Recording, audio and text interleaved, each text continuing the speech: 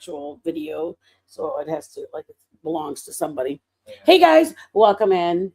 Welcome in. I hope everybody's having a good day. I gotta go and grab my earbuds. So really quick, I'm gonna start playing a video, and I hope that if you don't see the beginning of this, you can probably go back and then just kind of get a little bit of the gist of it. Otherwise, you'll probably get just as satisfied taking off where it starts right now. Oh, I know I look rough. Sorry. I forgot I'm on camera. Don't be on camera. It's only right here. Right here. This little area is right here. Bernadette, and I'm back. I love you, Bernadette. I got to show somebody this because it's so exciting what I saw.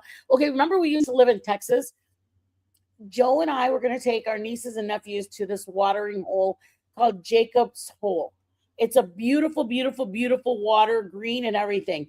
But there's another side of it that has caused a lot of deep sea or deep water divers, scuba divers, their lives. And this is a really, really cool video.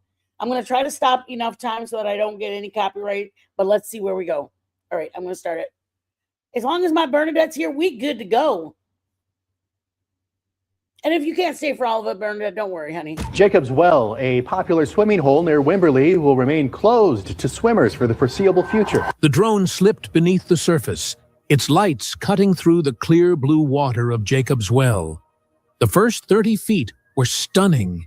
Colors that had no business existing in a cave, shafts of filtered sunlight, pale limestone walls glowing turquoise and gold, water so clear it looked like liquid air. But this was no ordinary dive. This machine was descending into a forbidden zone, a place where at least 12 people have disappeared forever. Scientists watched their monitors as the drone pushed deeper into the narrow, twisting passages that divers call the trap.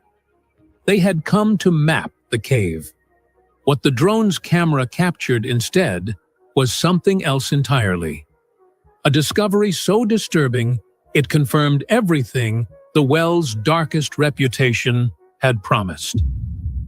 The Well of Whispers.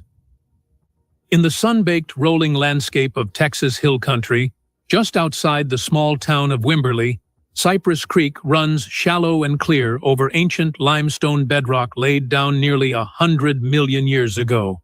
And in the bed of that creek, there is a hole, a dark, perfectly circular opening about 12 feet across, sitting in the middle of otherwise gentle, knee-deep water. This is Jacob's Well. On any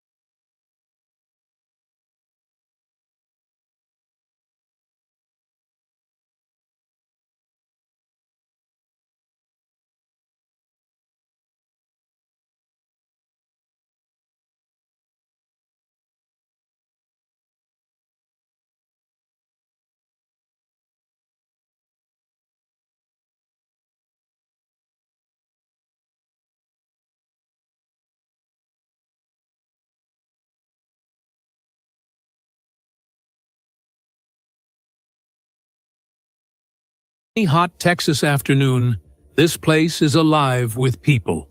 Families, college students, tourists lined up along the surrounding limestone ledges, launching themselves one after another into the impossibly clear, endlessly cool water below. The spring-fed well holds at 68 degrees Fahrenheit year-round, fed by the vast underground reservoir of the Trinity Aquifer, one of the most important freshwater systems in the American Southwest. It looks like paradise. It feels like an oasis. It is one of the most photographed swimming holes in Texas. But the scene is a beautiful illusion, because every single person leaping into that water is jumping into the mouth of a massive, complex, and genuinely deadly underwater cave system. Jacob's Well is not a well in the conventional sense. It is a karst spring, the surface opening of a vertical cave that drops straight down through layers of limestone into the darkness of the aquifer far below. The process that carved it took millions of years, slightly acidic groundwater dissolving the rock grain by grain, opening chambers and passages that grew into a labyrinth no human mind designed and no human hand controls. For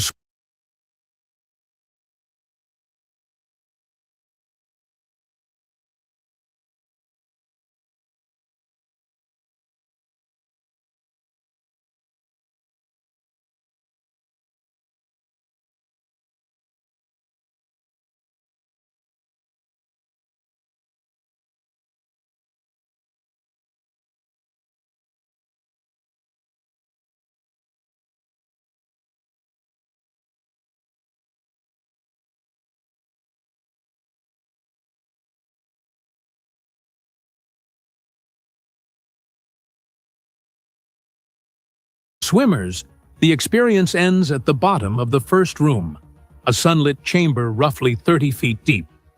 For cave divers, that chamber is just the welcome mat. Jacob's Well is a legend in the cave diving world, but for all the wrong reasons. It is known as a diver's grave.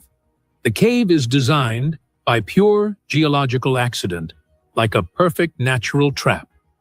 At minimum 4 known chambers stacked deeper into the earth, each one more dangerous than the last, connected by narrow passages with names that sound like warnings. The transition between the second and third chambers requires squeezing through a constriction so tight, divers named it the birth canal. Further down, features have been labeled the coffin and the final squeeze. These are not dramatic flourishes. They are accurate descriptions of spaces that have ended human lives. The water's deceptive clarity is the well's most dangerous weapon. The floors of the deep chambers are not solid rock. They are covered in a thick, fine layer of powdery limestone silt accumulated over centuries. A single misplaced fin kick instantly transforms crystal clear visibility into a dense, opaque white cloud. This is a silt out. In that total blindness, a diver becomes disoriented within seconds. They cannot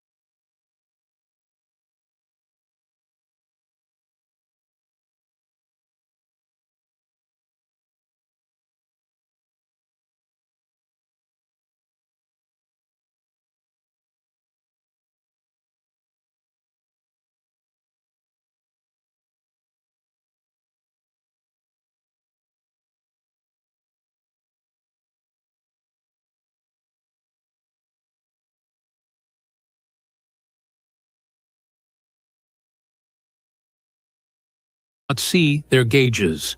They cannot find their dive buddy. Most critically, they cannot locate the safety guideline that leads back to the surface if they thought to run one at all. Panic takes over. A panicked diver burns through their air supply at a terrifying rate. They get lost. They run out of air. And the well claims another victim. At least 12 people have lost their lives in these passages. Many bodies are wedged in locations so deep or so structurally unstable that recovery has been deemed impossible.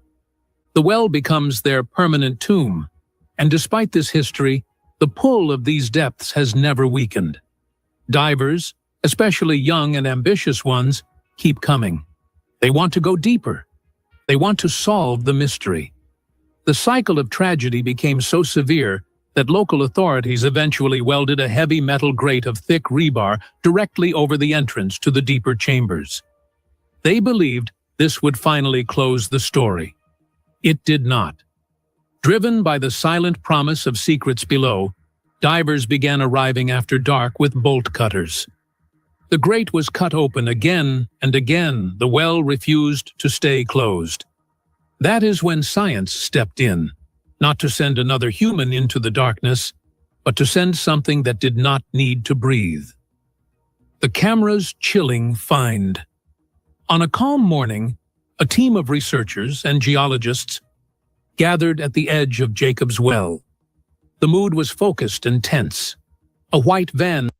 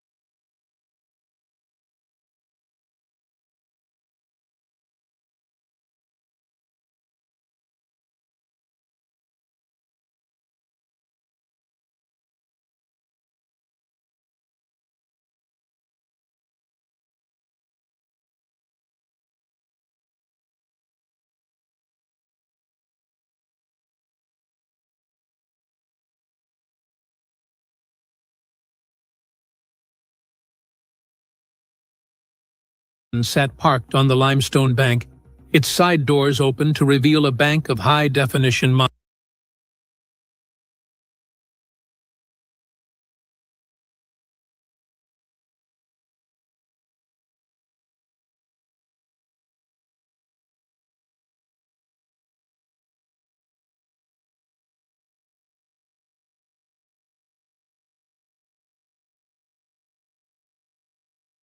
monitors. This was the control center. The machine they were deploying was a small, bright yellow, remotely operated vehicle called Explorer. Industrial grade, built to withstand crushing pressure. Equipped with multiple 4K cameras, powerful forward-facing lights, and advanced sonar capable of mapping cave walls in total darkness with centimeter-level precision. A thick fiber optic tether connected it to the van, delivering live video in real time. The mission was straightforward. Descend to the fourth chamber. Build the first complete three-dimensional map of the system. A technician lowered the Explorer into the 12-foot mouth of the well. On the monitors, the screen filled with blue. The first chamber was beautiful. Texas sunlight caught the rock walls, illuminating the room in pale gold and turquoise. The operator tilted the drone forward and guided it down an angled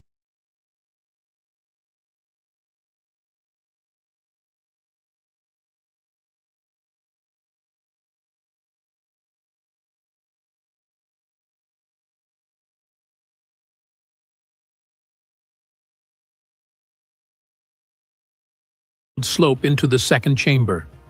The screen shifted from bright blue to deep indigo. At 80 feet, the sunlight was gone. The drone's lights engaged, cutting white cones through absolute subterranean blackness. Smooth, pale limestone walls carved by millennia of moving water. Then came the birth canal, barely wide enough for the ROV floor of deep, loose gravel. The operator cut the thrusters back to minimum power, threading the drone through with millimeter precision, avoiding the silt. A few tense minutes later, it emerged into the third chamber, a wider, darker void. Silent and still.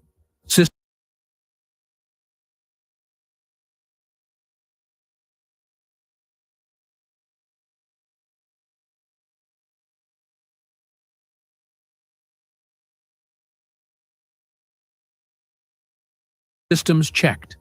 Everything stable. The operator pointed the drone toward a narrow crack at the far end of the chamber. the entrance to the fourth. The drone pushed into the tunnel. The walls closed in immediately. The passage was tight. The floor, a shifting, unstable bed of rock and silt. This was a place no human had seen in decades. Then the drone's lights caught something. A reflection. Off something that was not rock. The operator stopped. Something metallic. He zoomed in. On the monitor, unmistakable, a scuba fin sticking upright from a pile of gravel. The van went completely silent. The operator panned slowly. A few feet away, a corroded oxygen tank half buried in silt, its regulator encrusted with decades of mineral deposit. Then a tattered strip of black wetsuit snagged on a rock projection. And then they saw it. Tucked into a crevice, partially pinned beneath gravel that had shifted over years and decades, were the skeletal remains of a human being. The scientists went still. This was no longer a geological survey. It had become a recovery mission performed by a robot. The drone held position, its lights illuminating the silent underwater tomb. The diver's gear was clearly from another era. On the remains of the wetsuit, a small faded name tag was barely visible. With digital enhancement, the letters came slowly into focus. The name read Kent Maupin. The name hit the team like a physical impact. Kent Maupin was not just another lost diver. His disappearance on September 9, 1979, was one of the most documented and haunting incidents in the well's history.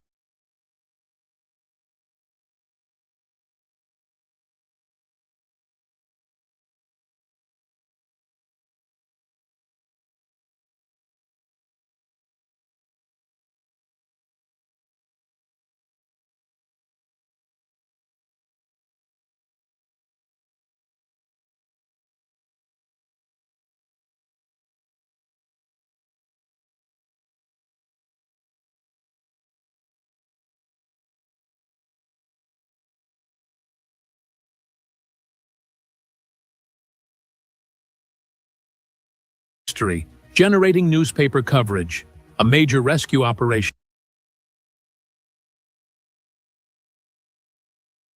and a community trauma that Wimberley had carried for more than 40 major and haunting incidents in the well's history, generating newspaper coverage, a major rescue operation, and a community trauma that Wimberley had carried for more than 40 years. Now a robot was providing the answer decades after the fact. The footage revealed the mechanism with terrible clarity. The passage was extraordinarily narrow. The floor was unstable gravel that could flow and cascade like slow-motion liquid when disturbed. Kent had not simply gotten stuck. The cave had buried him, but the drone was not finished. As the camera panned further, the lights found another set of scuba tanks. Another fin. Kent Maupin had not been alone when he died. The van absorbed the realization in silence. The drone was hovering inside a mass grave, confirming what had long been suspected but never visually documented. This was the first time anyone had seen the fourth chamber in high definition. Before this moment, it existed only in survivor accounts and rough sketches. Now they had proof that was irrefutable, visual, and permanent. The well was not merely a maze. It was an active, predatory environment of shifting stone that had been holding its secrets in the dark for decades. Who was Kent Maupin, and why did he go down there? To understand what that drone found, you have to go back to September 9, 1979. Cave diving in that era was effectively the Wild West of extreme exploration. There were no widely enforced safety standards, no mandatory guidelines, no institutional authority capable of stopping an experienced open-water diver from deciding, on a warm Texas evening, that he was going to push into an underwater cave passage with nothing but a tank of air and his own confidence. It was a frontier culture built on bravery, ambition,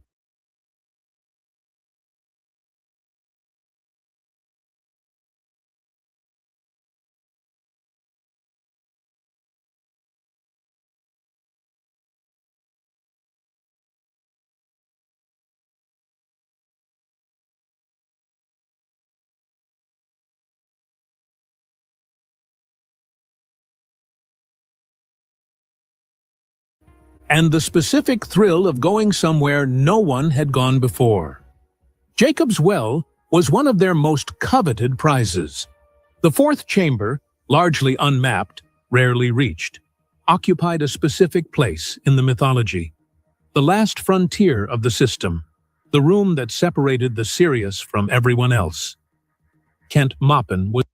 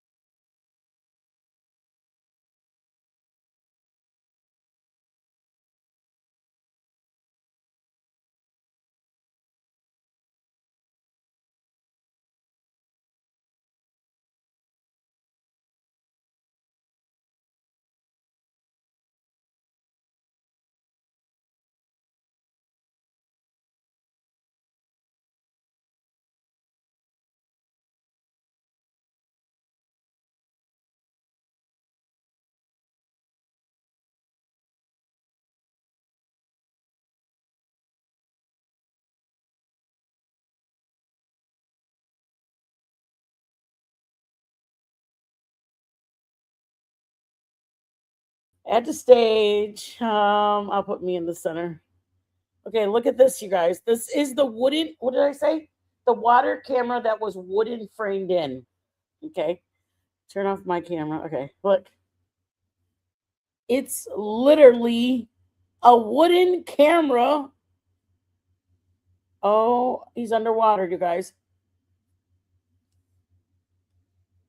Who's taking a picture of him? Probably another one of these. Joe, shut up. That's so cool. Okay, we're gonna keep. Some of you guys may think this is the most craziest thing, but I thought, oh my god, this is so interesting and so intriguing. And did I need to go live again? Probably not.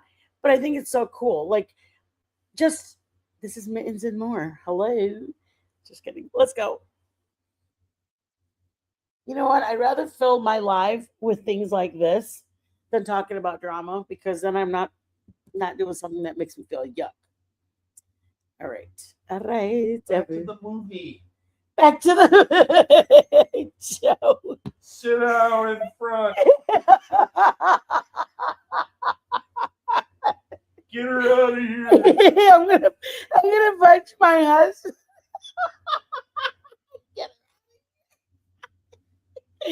He's so stupid. Oh, let me see. How do I do this? Okay.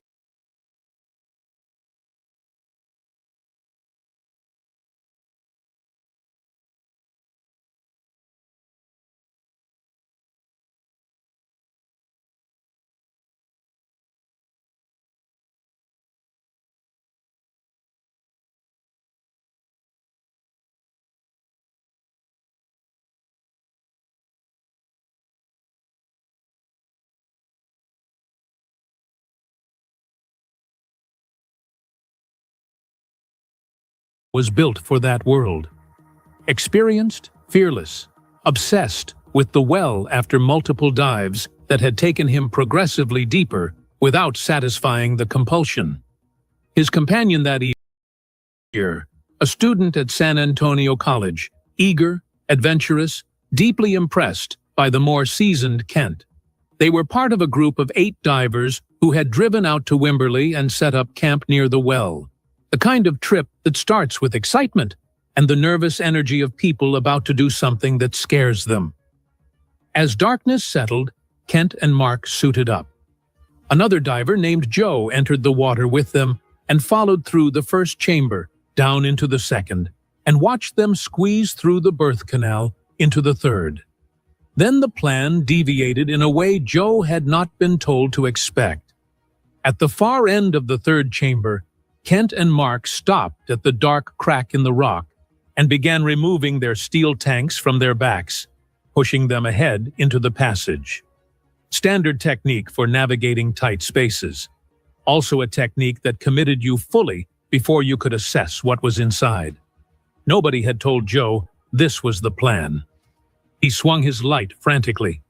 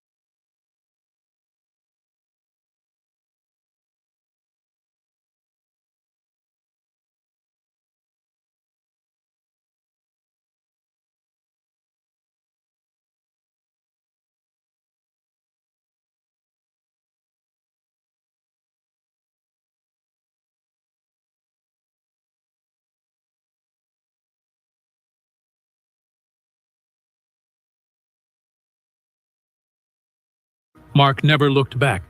He just kept pushing himself into the hole. Joe stayed at the entrance and banged his dive knife against his tank, sharp, ringing signals through the water. Silence answered him. His own gauge was running low. He held his light aimed into the tunnel as long as survival allowed, a desperate beacon, and then turned for the surface. As he ascended, the crystal clear water turned white. A full silt out expanding upward through the cave. Something deep inside had disturbed the gravel, either the two divers moving through it, or as the drone footage would later confirm, the unstable floor cascading under their weight. Joe broke the surface alone. He looked around at the quiet Texas night. He screamed for help. He already knew. The well had taken them. A grave in the gravel. The police officer who responded that night made a call to Don Dibble, owner of a local dive shop in San Antonio, former Navy diver, and widely regarded as the finest deep water rescue specialist in the state of Texas. Dibble had responded to diving emergencies before. He knew what late-night emergency calls from Jacob's Well meant in terms of survival probability. But he came anyway, immediately, with his partner Paul Battaglia and a team of trained volunteer rescue divers. When they arrived at the well, the other divers from the group were gathered on the limestone bank, shaken and hollowed out by what they had watched happen. One of them reported that he had briefly attempted to enter the passage and believed he had seen something, shapes that might have been bodies, already partially covered by fresh gravel inside the cave. Don Dibble walked to the edge of the well and looked at the dark opening in the water.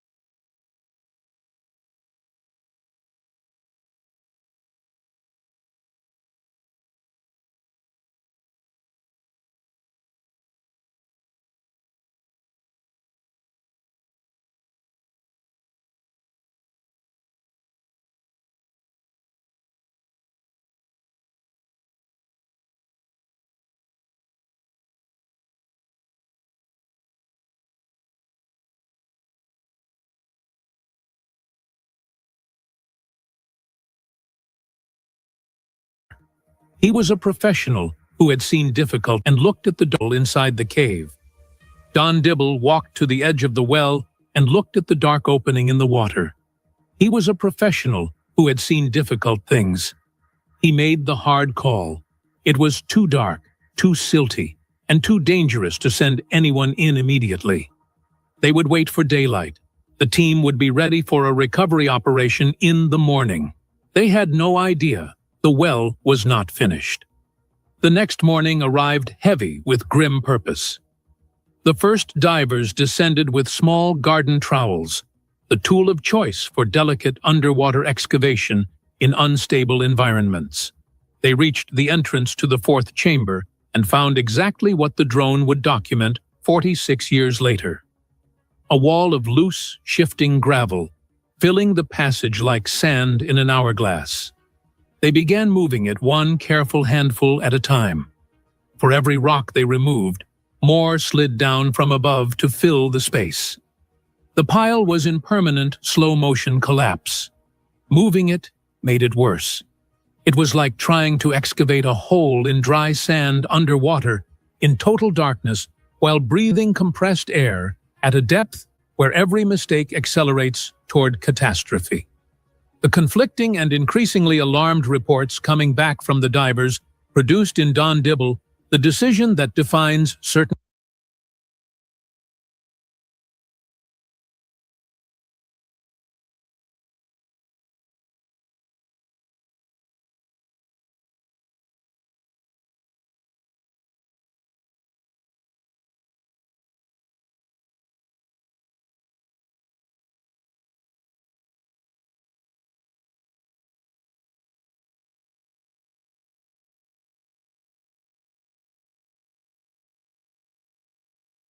kinds of leaders. He announced he was going in himself. He was not going to ask his team to go somewhere he would not go. He geared up with methodical calm, took a game warden named Calvin Turner as his safety diver, and staged spare air tanks at 25 feet and 75 feet as protocol required. He ran his safety line from the surface down into the cave. At the entrance to the fatal passage,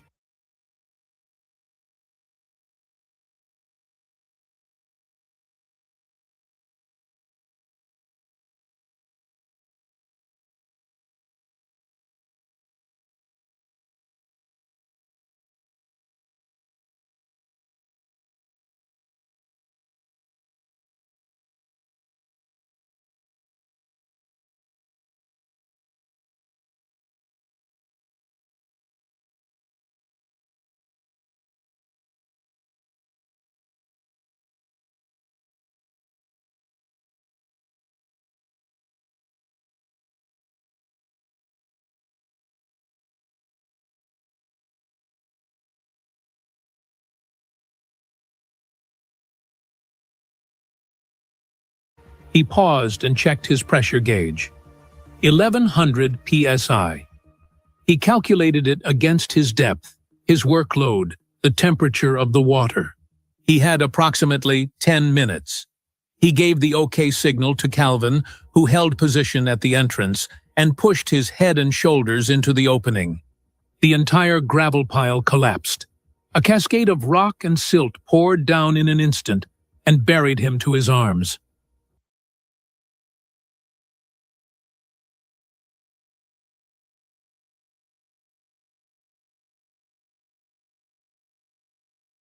OK signal to Calvin, who held position at the entrance, and pushed his head and shoulders into the opening. The entire gravel pile collapsed. A cascade of rock and silt poured down in an instant and buried him to his arms. The water went from clear to zero visibility before he could process what had happened. He was pinned in absolute darkness, unable to move his arms, unable to bang his tank for help, unable to signal the diver 3 feet behind him that he was in trouble. His breathing rate spiked involuntarily. The compressed air that had promised him 10 minutes began draining at a rate he could feel, but not control. He felt consciousness beginning to pull back from the edges. In that moment, Don Dibble made the kind of decision that only becomes possible when all other options have been removed. He accepted that he was going to die in Jacob's Well alongside the men he had come to find. He decided that rather than spend his final air in panic, he would accelerate the process. He opened his mouth and began swallowing the silty water. Then his body acted without permission. A violent, involuntary convulsion, the deepest survival reflex the human nervous system possesses, shook his entire frame. It shifted him just enough. Through the opaque cloud of disturbed silt, a light appeared. Calvin Turner had recognized the silt cloud for what it meant and moved in without hesitation.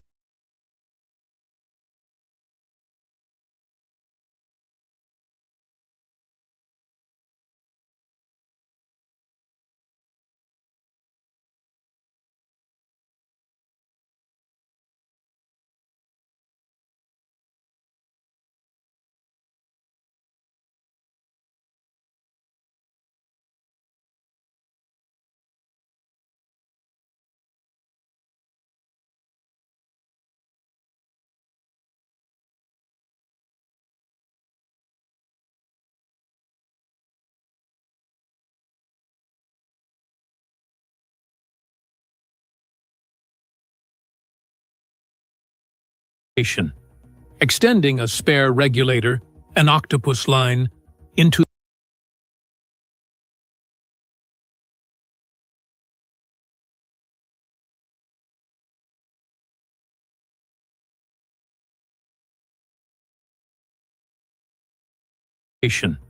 extending a spare regulator, an octopus line, into the darkness. Don's hand found it. He pushed it into his mouth and drew the first breath of a man who had just come back from somewhere most people do not return from. He was alive.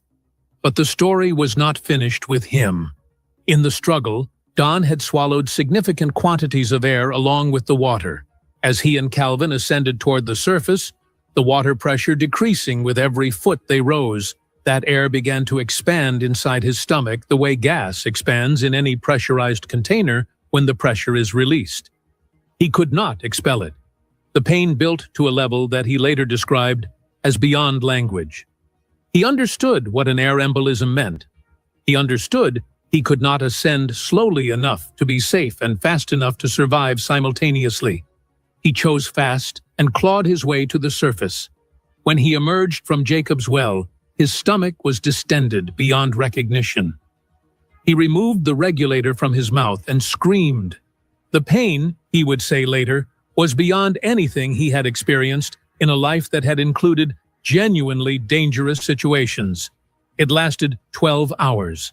At Brooke Army Medical Center, physicians initially treated him for decompression sickness. The recompression chamber did not help. X-rays revealed the truth. His stomach wall had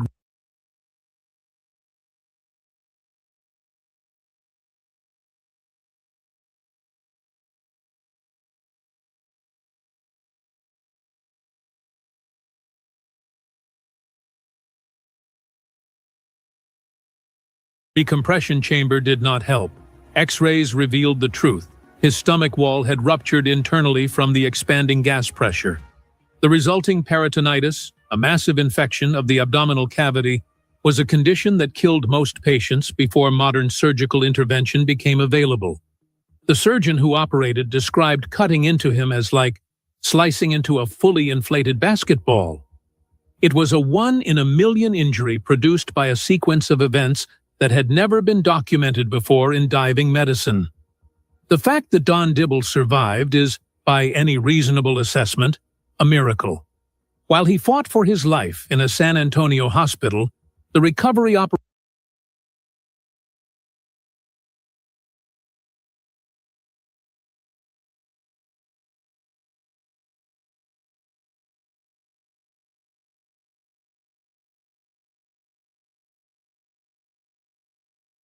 continued at the well. Another expert diver, Don Broad, descended and confirmed what every diver who had reached that passage was now reporting. The gravel was impassable. The only path to recovering Kent and Mark required removing the entire gravel bed from the top down, working through 60 feet of water with industrial equipment. A commercial company, Schaefer Diving, was contracted. They brought in an industrial suction hose and began the extraordinary work of vacuuming tons of gravel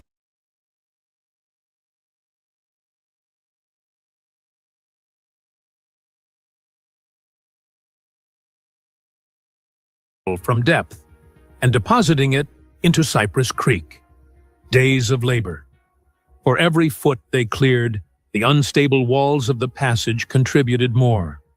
The well was actively refilling the space they created. The money that had been committed ran out before the passage did. A final assessment team from the company Brown and Root arrived and delivered the same verdict every expert had reached. The risk was categorically unacceptable. The well was a moving, self-sealing grave.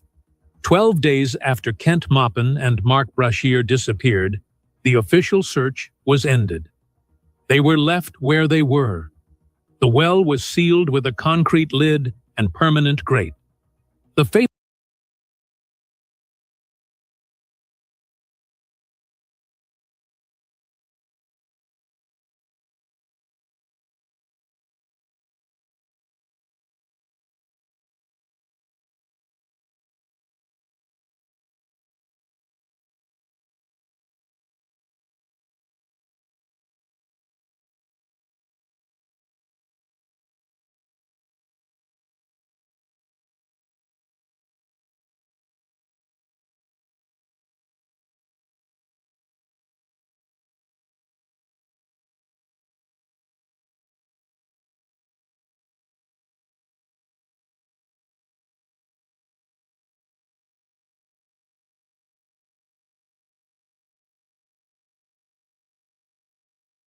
gravel bed, as it came to be known in the diving community, had defeated every human effort to recover what it held. A portal in the water.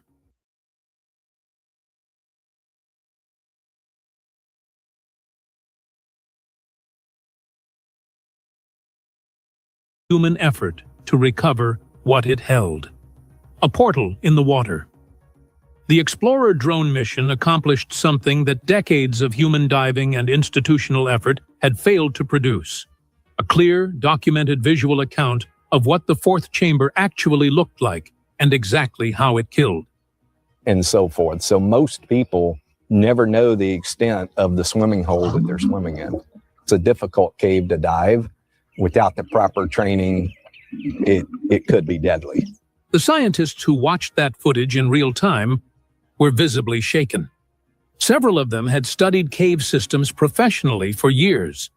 None of them had seen anything quite like what the lights of a small yellow ROV revealed in those passages, but the footage solved the physical mystery without touching the deeper one. Because Jacob's Well has never been just a geological feature to the people who know it, live near it, or have encountered it in ways they cannot fully explain. The limestone that forms the Texas Hill Country is some of the oldest surface rock in the state, laid down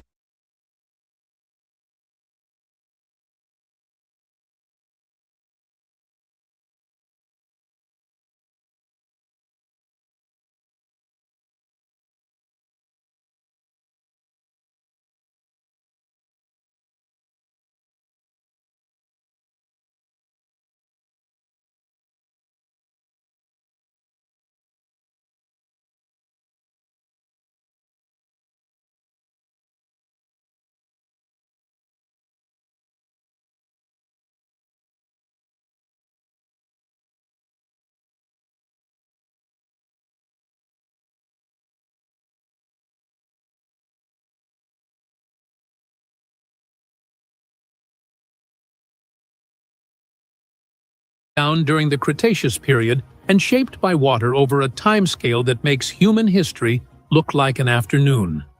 The Edwards Plateau, of which this region is a part, contains hundreds of caves, springs, and karst features, windows into an underground world that covers thousands of square miles and connects in ways that are still being mapped. Jacob's Well sits at the surface expression of one of the most significant nodes in that system. It is not simply a cave. It is a living portal into the Trinity Aquifer, one of the primary water sources for millions of people across central Texas. The well's flow rate has been used for over a century as an indicator of the aquifer's health.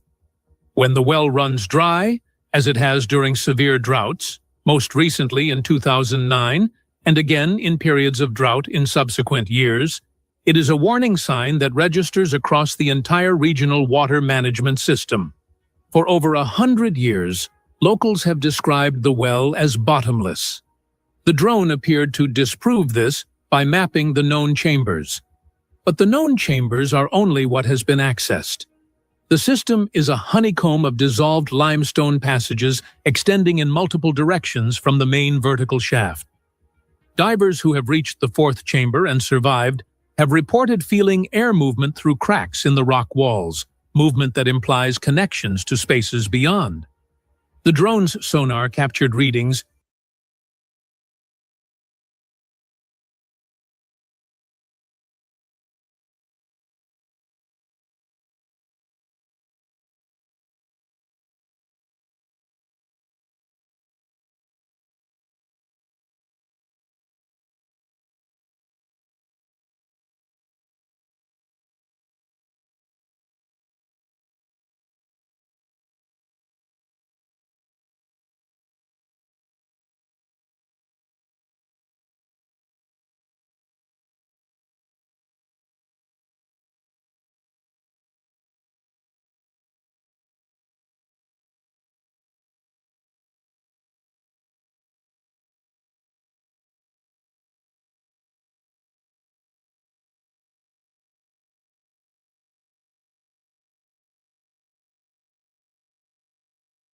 that suggested additional voids behind the walls of the passages it traveled through. The fourth chamber may not be an endpoint. It may be a filter, a bottleneck between the accessible cave and a deeper system that has never been entered. Then there is what the indigenous people of this region understood about this place long before European settlers arrived and named it after a man called Jacob. The Tonkawa and other Texas tribes regarded springs as sacred, places where the boundary between the surface world and the world below was permeable, where the earth breathed. Jacob's Well, as one of the most powerful springs in the region, would have occupied a significant place in that understanding. The oral traditions that recorded those beliefs were largely lost during the violent disruption of indigenous culture in the 19th century. But the sense of the place as something more than a geological feature persisted. People who have spent time at Jacob's Well, even people with no particular belief in the supernatural, often describe something they struggle to articulate. A quality of attention the place seems to direct toward you, a feeling of being observed from below. Divers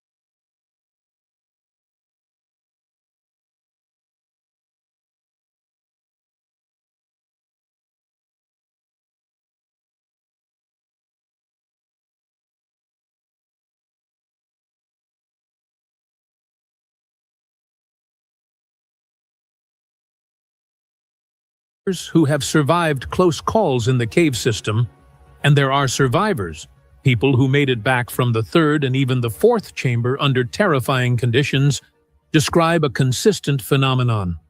A pull, not the current of moving water, but something more psychological, more directional, a compulsion to go just a little deeper, to see what is around the next turn, to push past the point where rational assessment would say stop. Whether this represents a genuine environmental phenomenon, some combination of nitrogen narcosis, oxygen levels, carbon dioxide buildup, or infrasound from the aquifer's movement through narrow passages, or something else entirely, the experience is reported consistently enough that it cannot be dismissed. And then there is the aquifer itself. The Trinity Aquifer is an ancient, largely unexplored underground system covering enormous portions of Texas. What lives in it, what has adapted over geological time to its total darkness, its consistent temperature, its chemical composition, is not fully known. Cave-adapted species exist throughout karst systems worldwide, including in Texas. The Texas blind salamander, found only in the Edwards Aquifer to the west, See turtles, several species of fish, catfish, sunfish, perch. These typically are animals that have entered the cave and have lost their way and can't get out. They don't live in a cave environment. evolved in total darkness over millions of years. What equivalent adaptations might have occurred over the same timescale in the Trinity system, in passages that no researcher has yet reached, is a legitimate scientific question. The answer is not known. The absence of knowledge is not the same as the absence of possibility.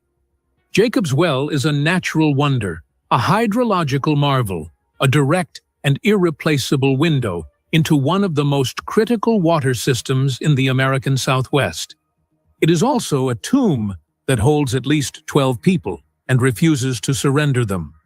Whatever you believe about what it holds beneath its surface, the geological, the historical, the ecological, the theoretical, one thing is beyond argument. It has kept its secrets for a very long time. The drone saw further into it than any human has managed in decades. And when the footage was reviewed in full, frame by frame, in the quiet of a research lab in the days that followed the mission, the scientists noted something they had not discussed publicly. At the very edge of the drone's sonar range, beyond the fourth chamber, the readings suggested the passage continued. How far? The sonar could not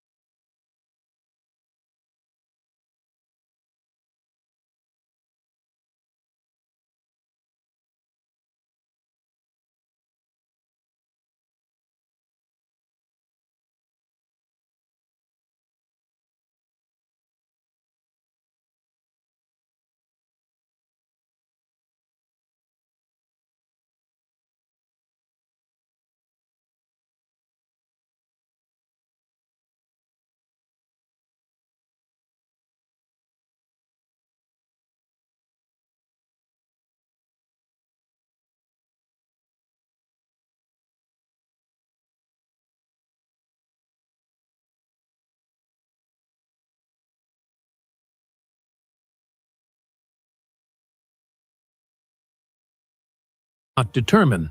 The signal dissolved into static before an answer could be formed. The well goes deeper than the map. Is Jacob's Well a cursed place? A geological accident that happens to kill people? Or something stranger that science has not yet found language for? Leave your thoughts in the comments. And subscribe for more stories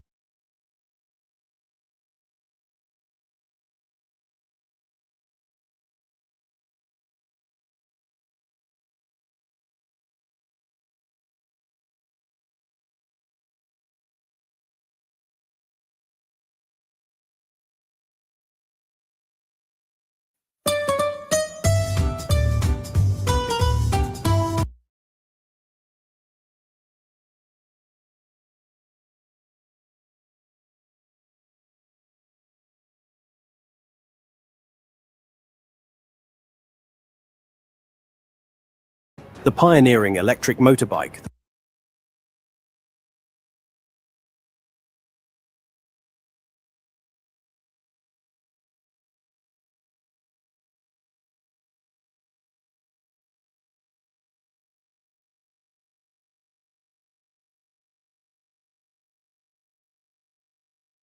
Lazareth LMV 496.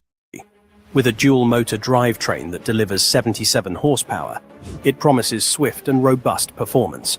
The engine is cleverly positioned under the floor, or more accurately, beneath the hood. Plus, its 120 kWh-class battery offers an impressive range of 255 kilometers and can be charged in just 5 minutes for a quick return to the road. Priced at around $110,000, the NIO ET9 is the ideal choice for anyone looking to turn heads while enjoying a ride of elegance and sophistication.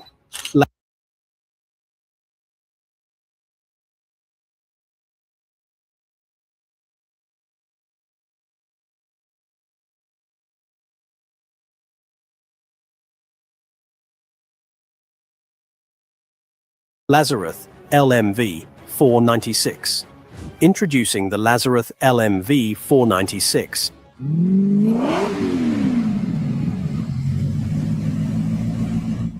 The pioneering electric motorbike that transforms into a flying machine, and it's every bit as innovative as it sounds. Designed by French engineer Ludovic Lazareth, this remarkable vehicle merges the exhilaration of high-speed road riding with the thrill of soaring through the air. On the ground, the LMV 496 operates as a robust electric motorcycle, boasting a range of approximately 60 miles for a swift and smooth journey. But the real magic happens when you activate a switch. 4 jet engines nestled in the wheel hubs tilt downward, propelling the bike into the skies.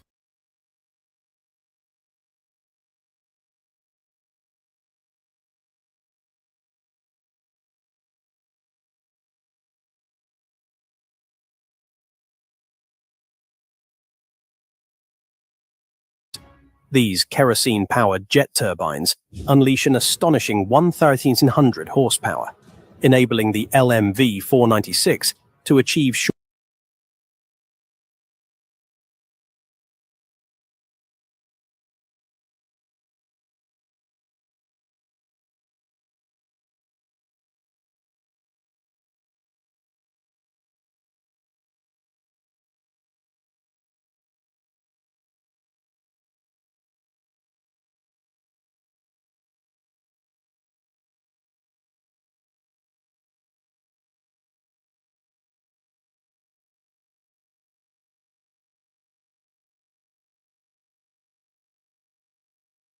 short flights lasting up to 10 minutes. It's the ultimate fusion of motorcycle and jet technology, ready to elevate your adventures.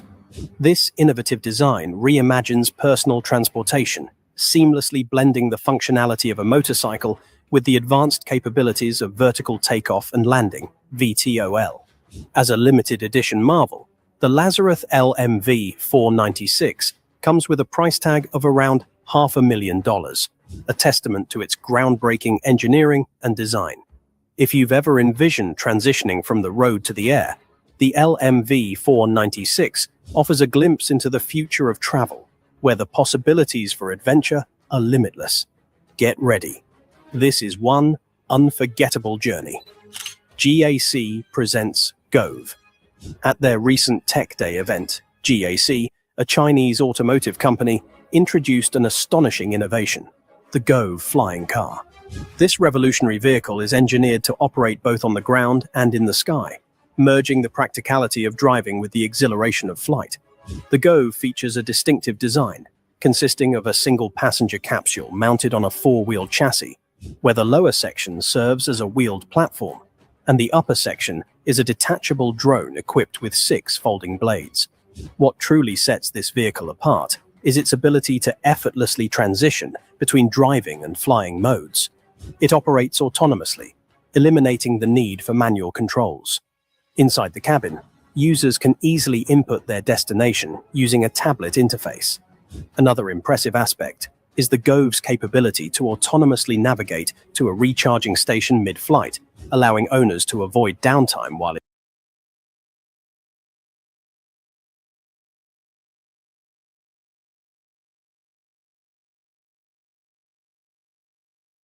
charges. When on the road, the chassis functions like an electric vehicle, ensuring smooth navigation through urban environments. The Gove signifies a remarkable advancement in personal transportation, fusing state-of-the-art technology with practical use and providing a glimpse into the future of mobility. The Flyer. Get ready, thrill seekers. The Flyer has arrived, poised to elevate your personal travel experience, quite literally. This innovative electric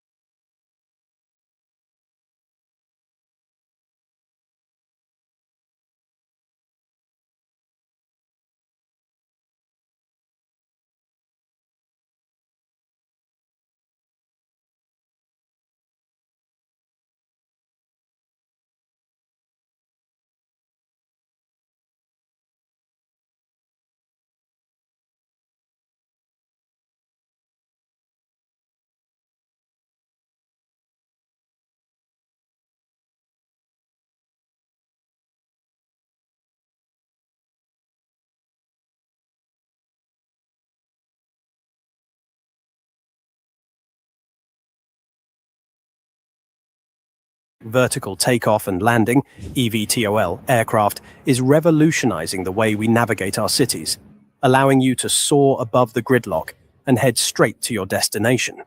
While regulations for personal eVTOLs are still evolving, the Flyer offers a tantalizing glimpse into the future of urban transport, where traffic snarls become a thing of the past. Picture yourself gliding over breathtaking cityscapes, effortless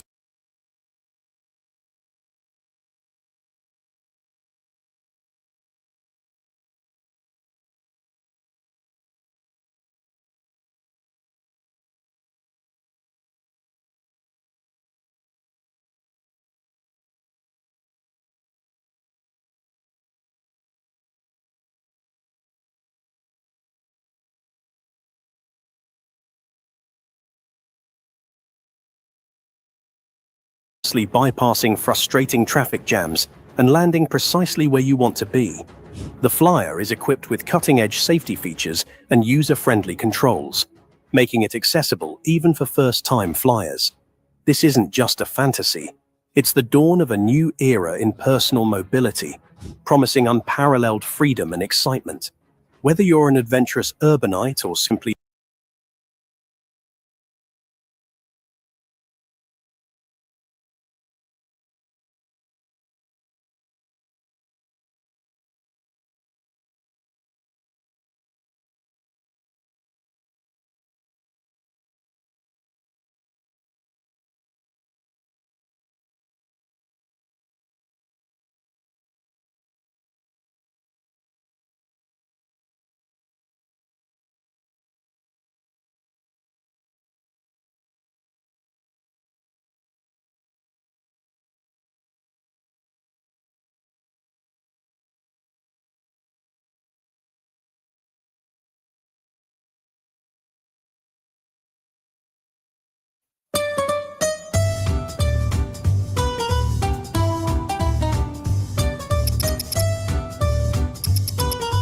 Today we are in Milan, of course, fashion capital of the world, so I made a special effort to dress for success. What? And in this week's episode, I'm having a bash at a good old-fashioned, traditional Italian sushi challenge. Did we come to the right place?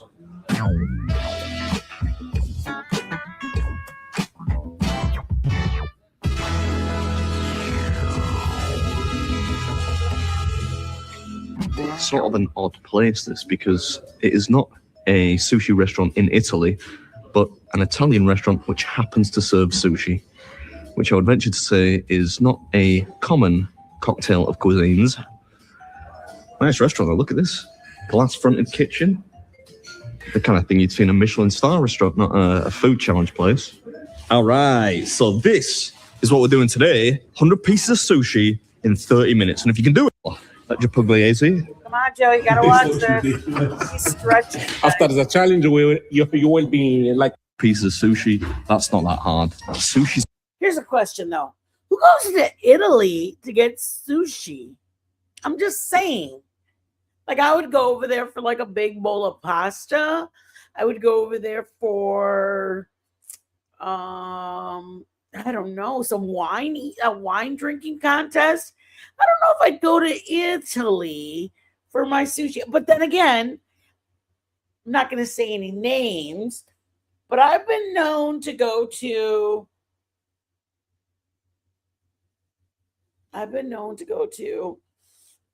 what's that? Like I don't know what it's called. A club. Oh, it's called a club market, a club. Sam's Club, you guys, Sam's Club. I don't know how to word it. We've gotten sushi from Sam's Club and HEB. In my opinion, HEB sushi was better than Sam's Club. Joe, I was trying to say, who goes to Italy to get a sushi all you can eat? But then again, I said I've been known to go to a clubhouse or a club, and then I go, it's called a Sam's Club, you guys. I don't know what they call it, like a club warehouse to get my sushi. So what do I know? All right, you guys. Sorry. I know you guys just want to get to the video, so boom, let's do it. It's actually quite hard to eat in high volumes because it doesn't really go anywhere, certainly with me. It's a bit like pancakes for me. It sort of seems to get stuck. So I'm going to need probably a lot of liquid to get this down. So it's not going to be a foregone conclusion.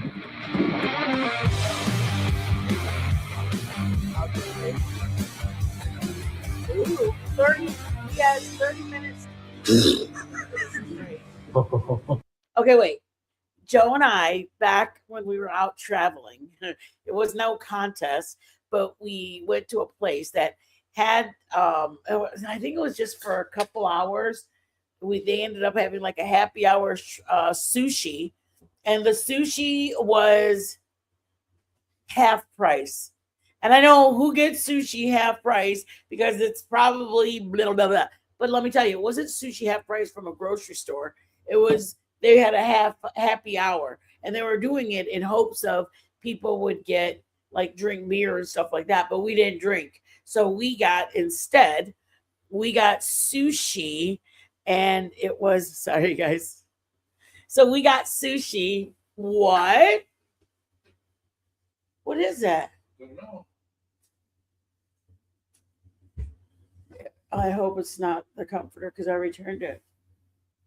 no, it's not a comforter. But it might be zip freeze dried.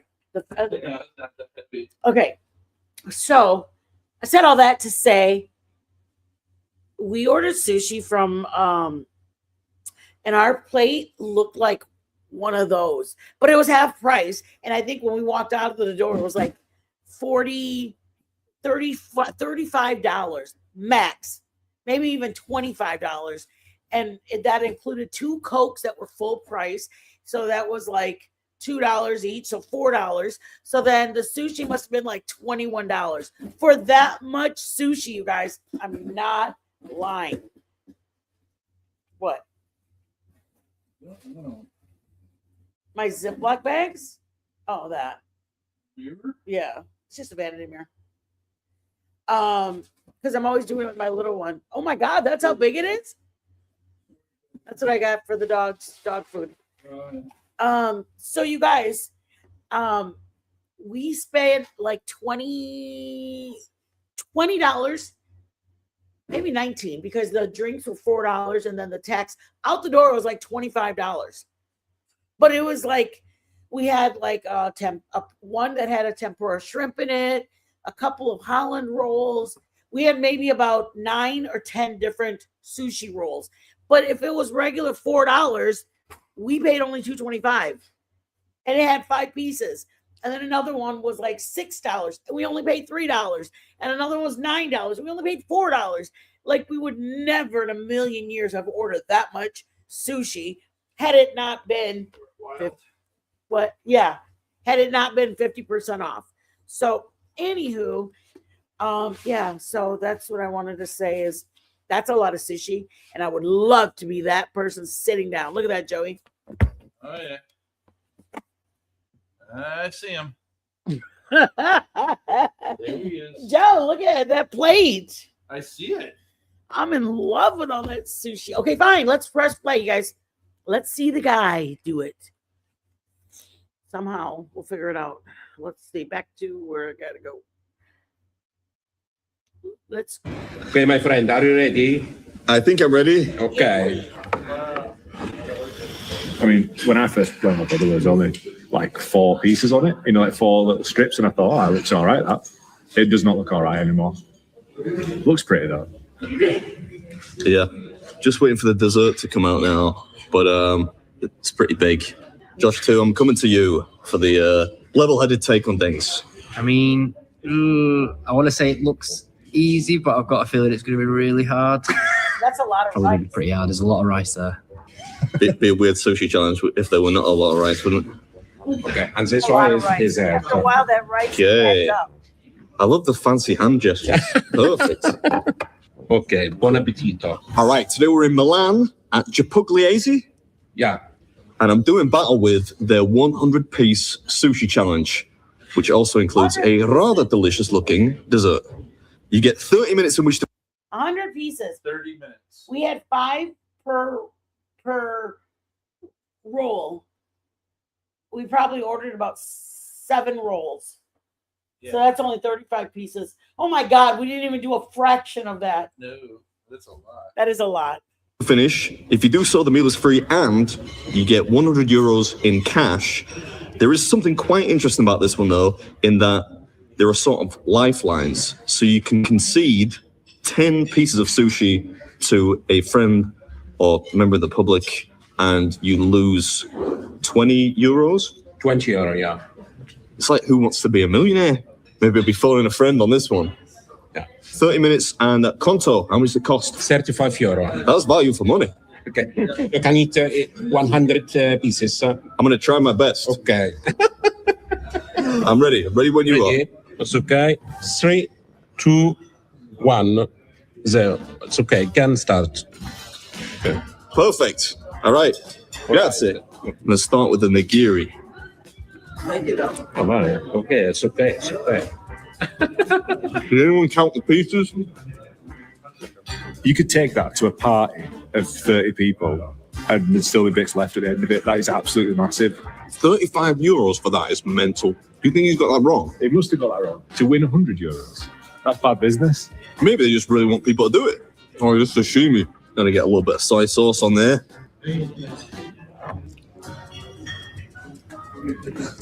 No shortage of protein today. That's the nigiri and the sashimi done. What next?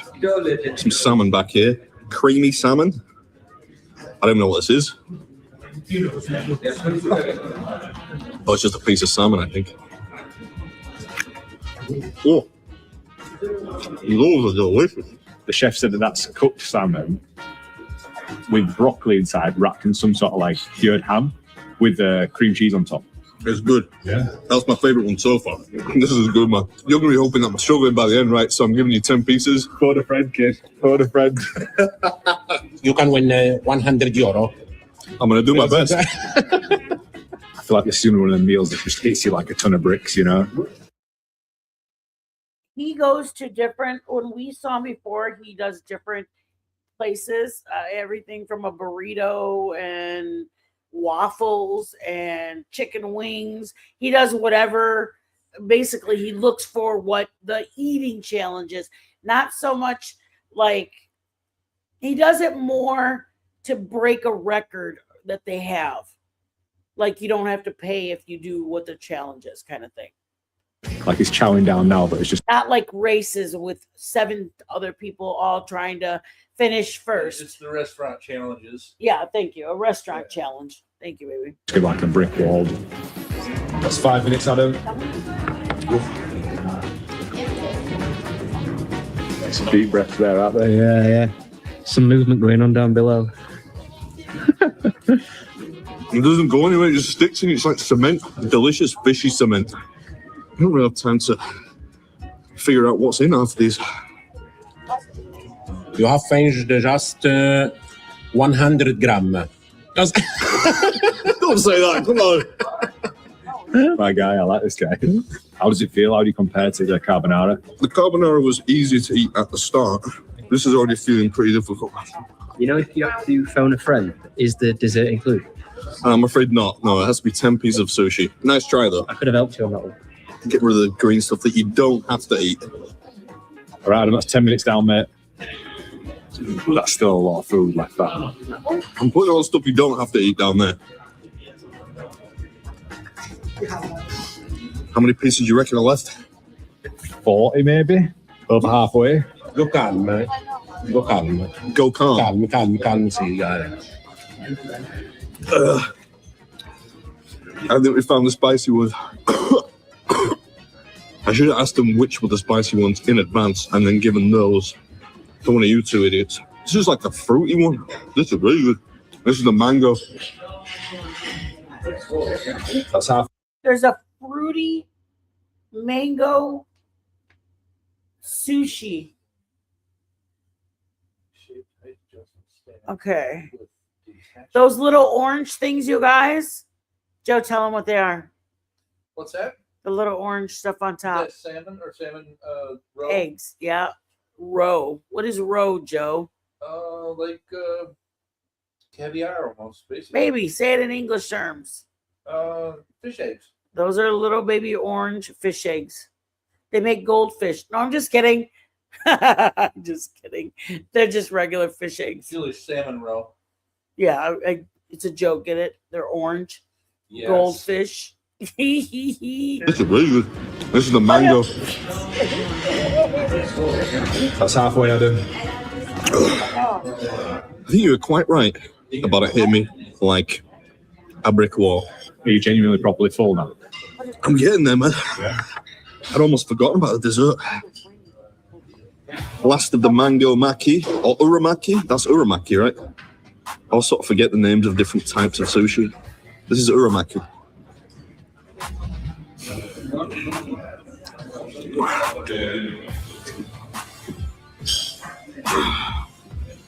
Shall I use a lifeline? Oh my God, he's full. That one looks like it's got, looks like avocado, cucumber. That might be a little bit of a California roll, but that looks like maybe tuna. But it looks like there's something on top of it with a radish. See it? I don't know. I never live it down. You've got to do it now. Plus, you've got 8 pieces left. You haven't even left 10. I saved some creamy ones for the end. This is heavy, man. The cream is starting to get to me as well. I wonder how many people will be complaining about the lack of soy sauce and wasabi. I wasn't about to make it any more difficult for myself. We're almost done with the sushi. Almost. I cannot wait to get stuck into this. All right, 10 minutes left. This man was built for Italian food challenges, on it. He steps up when he comes into this country. I actually cannot, I hope this translates onto video as well as it does here, because that's unbelievable that all that's gone inside you already. Are you feeling all right? You're never that nice to me. Honestly, it's like mind-blowing to watch. This is one of those times when you sit back and you think, how is that inside me? Yeah. Just in case Randy's watching, I want to make sure I got every little last scrap of pistachio up here. Okay. Let's observe the fact that he has no soy sauce on his sushi. He did a little bit. Did he? Yeah. Did he put wasabi and No, I don't think so. no ginger? I don't think I need ginger in mine. This is the 100th piece of sushi. What a puppy. Wow, we're only 20 minutes. Let's get this done. Prendiamolo.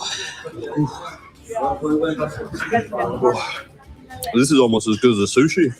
I think it's a small one. Huh? Would you like another piece? We'll see.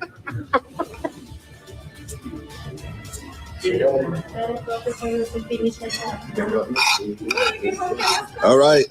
This is Baby's Food, and that was Chipugliace's 100-piece sushi challenge. Just about done. He made it. He made it.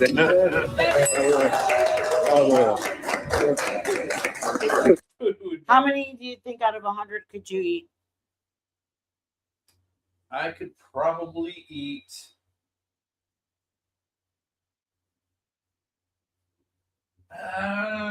25. Check 25 pieces.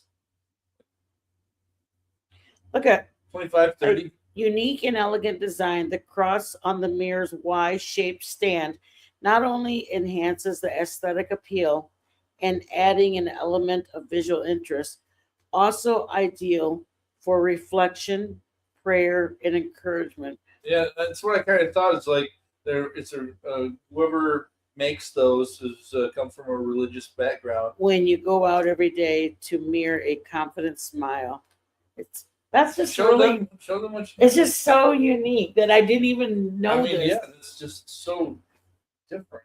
I've never seen. Show Okay, them what we're talking about. hi guys. So this is if anybody okay, let me just show you. Let me turn on my camera. So you guys know that they have they had Amazon Prime Days. Okay, so I had really I put my I put like even lip gloss or anything, and I have this little thing like this. So Little mirror. a little tiny mirror that I use with my hand. You put in my purse like this. Okay, so I was looking and I was like, oh man, I really don't want to spend too much money. That's just me, guys. I'm just frugal about everything. I'm frugal about life. That's just who Yvonne is. Except when you're Okay. buying these. I've had this for almost 12 months. Okay, fine, maybe 9. Anyways, you guys, I said look for, if you go through the Prime Days, it'll show you 20% off, 30% off, 33% off, 40% off, 45% off. I went everywhere looking at all the styles. I looked at all the different styles for the biggest percent off. Did I like all those styles? Some of them, no. Majority is I look at the percent off and then I go, okay, that's what I'm taking. That's just who I am, you guys. I can't enjoy something if it was $49. For me, I would not use it and it would make me mad that I paid that. So I saw one for $29.99 and it was on sale for like $13.99. Then I had like $4 of Amazon credit for something that I had gotten around Christmas time, but I just had never used it. And so I was like, oh, okay. So if I do that, then it's only like $10 or $11. So in my head, I'm like, so then you could really look for one for $20 and then with the credit off. But I go, no, I'm taking the one with the most off. That was you guys went through the story with me about the groceries, how I was taking things out. That's who I am as a person, you guys. Very indecisive. Very. That's a Libra. Can't help it. This is who I am. I hate spending money. I know I don't really have that much money, so I know I'm always tight with what I got. That's me. So I went with the one that was the most percent off, and I said, well, I really didn't. There was a brushed nickel one. There was a black matte one. There were so many ones that I wanted, but I went with this one because it was the most off. And I said, well, it's chrome. It's not ugly. It's just, it's what I need. So what am I complaining about? Then I was waiting for it and it was supposed to be here yesterday and it hadn't come. So then I looked and I started looking at the order and I go, oh, wow. And it went up to $20 today. So it actually went up from after the Prime Days. So anyways, it has this. That's pretty cool, right? And then it has a magnifier. So when I'm going to pluck my eyebrows, That's not what I want to show you guys. Tell me how amazing my God is. My God. My God. You guys, some of the people know how I've been on this journey and how I want to be a witness and I want to give my testimony. And that's my most important thing, is being a testimony. So every now and then you get confirmations for what your decisions are in life. And I ended up getting this based on the price. Okay. Take it out and I put the base on it and I stand it up. Can you see what's hanging in the middle? Detachable. It's detachable, but it comes with a tiny cross on it. I mean, like, what are the chances? Why would I get this one? I was just going for the cheapest thing that I was going to buy. Okay. Then you get it. And not only is it literally has a light. So if Joe's in the room and like right here, right now, I can put this on and it like it's cool. Like I wasn't even looking for a light up one at all. Okay. Then I was sitting here and I read it and I said, is that a cross? And I said, Joe, look, it's got a cross on it. And then it says it has a detachable cross, right? And that's the instructions. Then if you look on the website, and I actually went because now that I see this, I'm like, that's so cool. And it says on here, it says, which I didn't pay attention, you guys. That's just, I was going to get it based on money. That was the price I wanted to pay. And I didn't care what it looked like because I didn't want to spend more than what I was spending. The wording on it says, a unique and elegant design, the cross on the mirror's Y-shaped stand not only enhances the aesthetic appeal and adding an element of visual interest, also ideal for reflection, prayer, and encouragement when going out every day to mirror a confident smile. Like, to me, that's huge. Like, to me, it's huge. Because when some of you guys I told you guys that some of you guys saw yesterday's live and earlier today I had a live. The reason I decided I wasn't going to do the streams anymore is because it would take from my witness, it would take from my testimony being the hypocritical person that I was going to point out. It's not for me to do that. I'm going to pray and ask the Lord to lay on her heart the things that she's doing by using his name, by using him as a tool versus it being truly a reason. And I pray that the Lord will still bring many people to him, even though it's being done. Whatever is meant for bad, the Lord will turn it into good. I truly believe that. Whatever is intended to be of bad, being used for the greedy, to be used for the negative, the Lord will turn it and use it for his name and for his glory to be done. That is who he is. He does it so that way the Lord will not be made a mockery of. The Lord will stand on who he is. I said all that to say I made that decision regardless of choosing. I talked earlier in the live about how I had waited to get my laptop, and it was my plan to get my laptop, and I had plans I was going to do this, and then it just isn't who I am. I don't want to judge people on their cooking. I don't want to judge them on their walk either. That's just who I am. I don't want to say that her walk is not a good, faithful walk. She may be at the beginning of it. And if I sit and crucify and judge her walk and she chooses to not continue her walk, her blood is on my hands.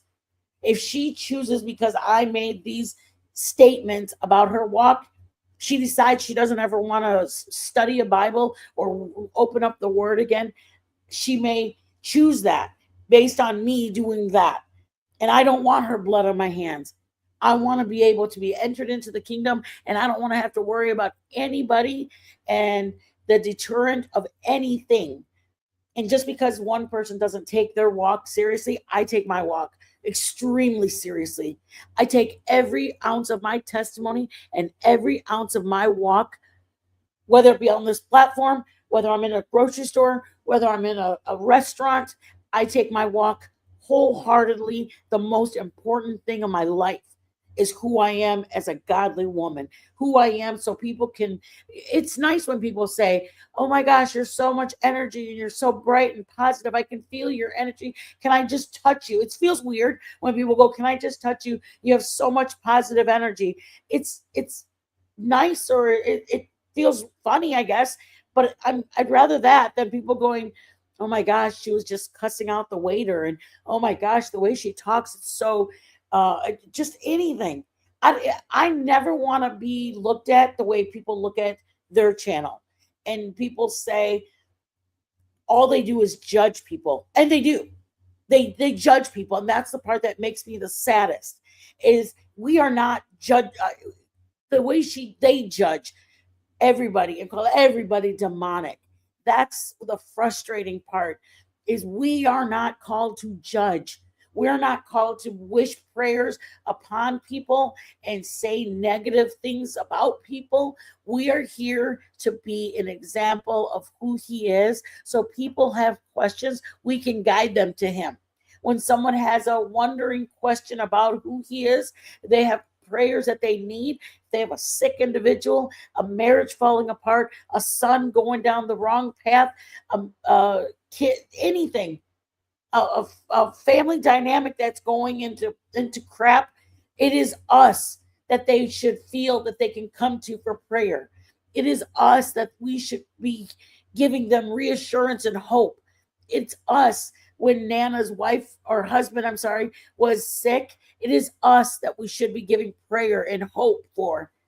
And it just doesn't feel like that from everybody. And I don't know what to say, but this was a confirmation for me. This was my confirmation. You guys, what place, when you buy a vanity mirror, do they say, let's just stick a cross on it? That makes. I mean, it's great, but it's just so.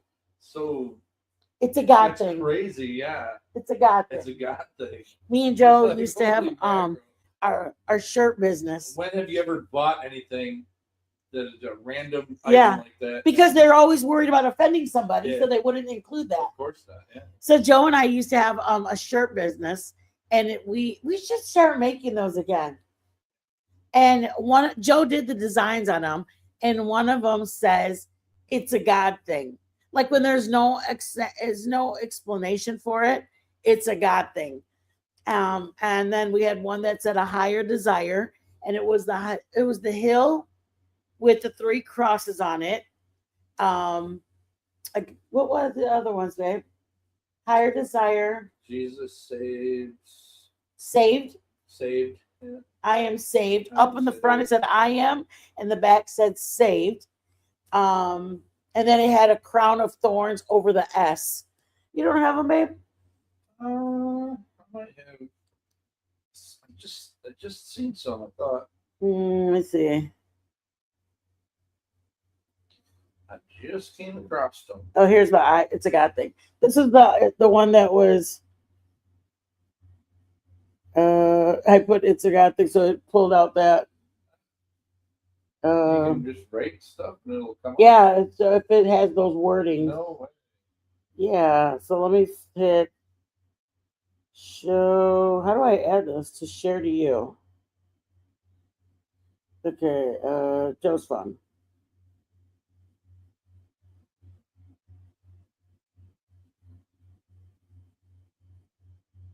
Okay, hold on. Sorry, guys. Okay.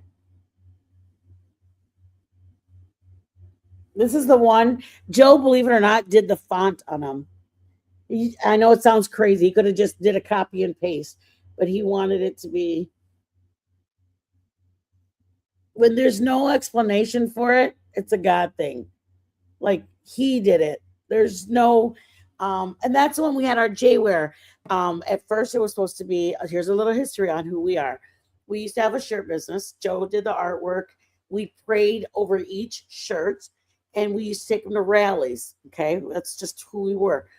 And it was Joe, J-A-Y, Joe and Yvonne. So that was the name of our business, J Wear, W-E-A-R, wear, like clothes. So then I prayed about it and I said, Lord, you know, the direction we're going with this shirt and this business, is this the name? And I know, believe it or not, we prayed about the color of the shirt, the ink. We prayed about what we were going to put on them, all of it. We prayed about all of it. And I prayed about it and I said, Lord, because I want his will. I want his blessing. I want his I don't want to do it if it's not of the Lord. I don't want to.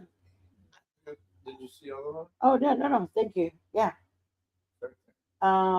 Yep. So the shirts, I was praying about it and the Lord had said, it has nothing to do with you. And I was like, what? This is how me and the Lord talk. Some of you guys are new. The Lord talks to me. He's not like the way he talks to you. Your God talks to you in a whole different way. He knows his daughter and he talks to me like this. So some of you guys know I've said stories before. When the Lord deals with me, the Lord deals with me in the tone. He knows it's going to get my attention. So I was like, what? What do you mean it doesn't have to do with me? Hello, we are the J Wear. And the Lord said, it has nothing to do with you. It has to do with them and me. And I was like, okay, well, what are you saying? Like, what? I don't know. I guess I thought Joe and Yvonne was the name of our business. When I say we talk in prayer, we talk in thoughts, we talk in, he lays it on my heart. He snaps me into check when he needs to snap me into check. I'll tell you about that. So then I said, well, what do you mean? Like, it's Joe and Yvonne. And the Lord said, no, it's about them and me. And then he showed me Jesus and you. It's the relationship between him and you. And I said, well, all right then. Forget Joe and I. And so then I talked to him. And that's the thing, is we have respect for each other. When we pray about something and Joe leads our home, I trust when the Lord lays it on his heart, he's telling us what we're going to do. And I respect that he's leading our home. When I told him that the Lord didn't want our names, he didn't want our names in the shirts. It had nothing to do with us. We weren't going to get the glory of having, oh my gosh, Joe and Yvonne's shirts. No, it was going to be him and you, Joe, J and Jesus and you. Those are the letters J-A-Y. Okay, this was one of them. Oh, let me turn it sideways. This was the front. It said, I am. Oops. And then that's in the back. See the crown over the S and then the 3 nails. I am saved. Oh, there's another saved. Oh, the crown is so beautiful. It literally, look at how the detail on the words, the crown. Oh, so beautiful. This one was, I am free. See the cross in the letters, the I am free.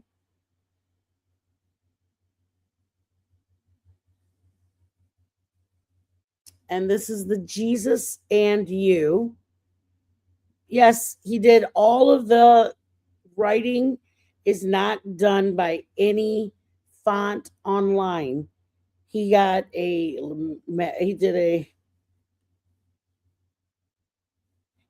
the what's it called, Ben? What's that?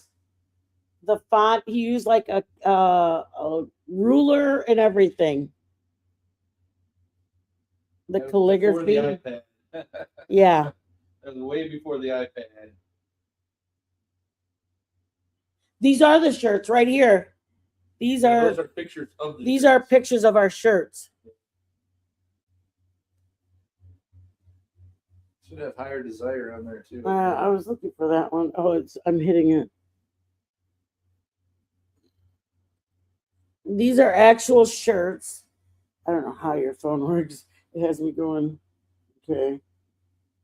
That's a gray t-shirt that we made. The font, the ink was black. This was the higher desire. Remember I said the cross is on the hill?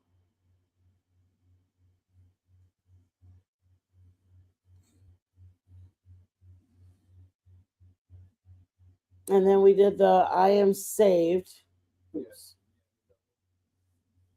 Oops. Yeah.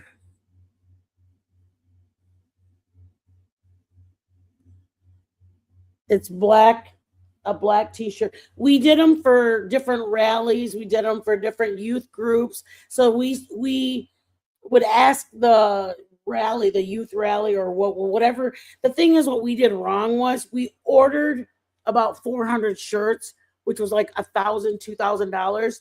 And then we had trouble selling them. So you say, which I know this is our first time, our shirt business. And if we sold all the mediums or all the smalls and all we had left were medium, larges and extra larges, and it was a youth group. So you'd order more small and mediums. Well, I thought it was us too, Bernadette, but the Lord said, no, it's not us. She goes, it's a cute name. Oh, that's our grandson. I think that's it. This was my favorite because it was a tan shirt with dark brown ink. I loved it. I loved it. Our biggest for us to do it, and then we ended up giving a lot of the shirts away because we just couldn't pay. Like, we had to pay the place, but let me just say this. That was before the Cricut came along. This is when we had to pay the money for the screen printing, and they had to do the screen printing, and the place that it was a screen print business who bought the shirts for like $10. Fast forward, now there's places you can buy shirts for like $2, and then they do the vinyl on it or whatever. I know, Bernadette, and you know what? We knew that the Lord was using us for a purpose, and we were grateful for what we were grateful to be leaders in our church, to be able to be a witness. Because for me, I gave Bible study groups. I did a holiness study. Joe was in charge of doing like men's prayer. I had women's prayer. We did so much where we were very, very active, but it also felt like we wanted to reach more people. You know what I mean? Like, there's more people that are wanting to know more about the Word of God, and there's nothing wrong with being in a church, but there's just a desire to do by example. So the only people that would see us was if we went to rallies, or if we went out to lunch, or if we were doing anything at our church. But never in my wildest dream did I think I would ever, and that's the part that makes me so sad, is there somebody on this platform that has 600 people, 500 people that goes into her chat, and she could literally speak to hundreds about him. And she chooses to cuss at people and use just so, he doesn't deserve it. He doesn't deserve to have his name be splattered. Like if I said I'm a mom, but then you guys watched me beat up my kids and treat my kids horribly, I don't deserve that name of being a mom. Like, a mom is a sacred thing. We carried that child. We gave birth. We sacrificed. We do for our children because we love them. They're our flesh and blood. It's such an honor to be a mother. That's what I feel like being a Christian. It's an honor to say I'm on the Lord's team. I'm on his team. We're on the winning team. He's never lost a fight, a battle, nothing. He is a winner, and there is nothing too great for this man. And I'm on his team. I'm with him. He's mine. He's my dad. My dad is the baddest dude around. And then you have somebody that uses that name of his and then goes out there and I'll see you next Tuesday, you dirty bee, and you sorry,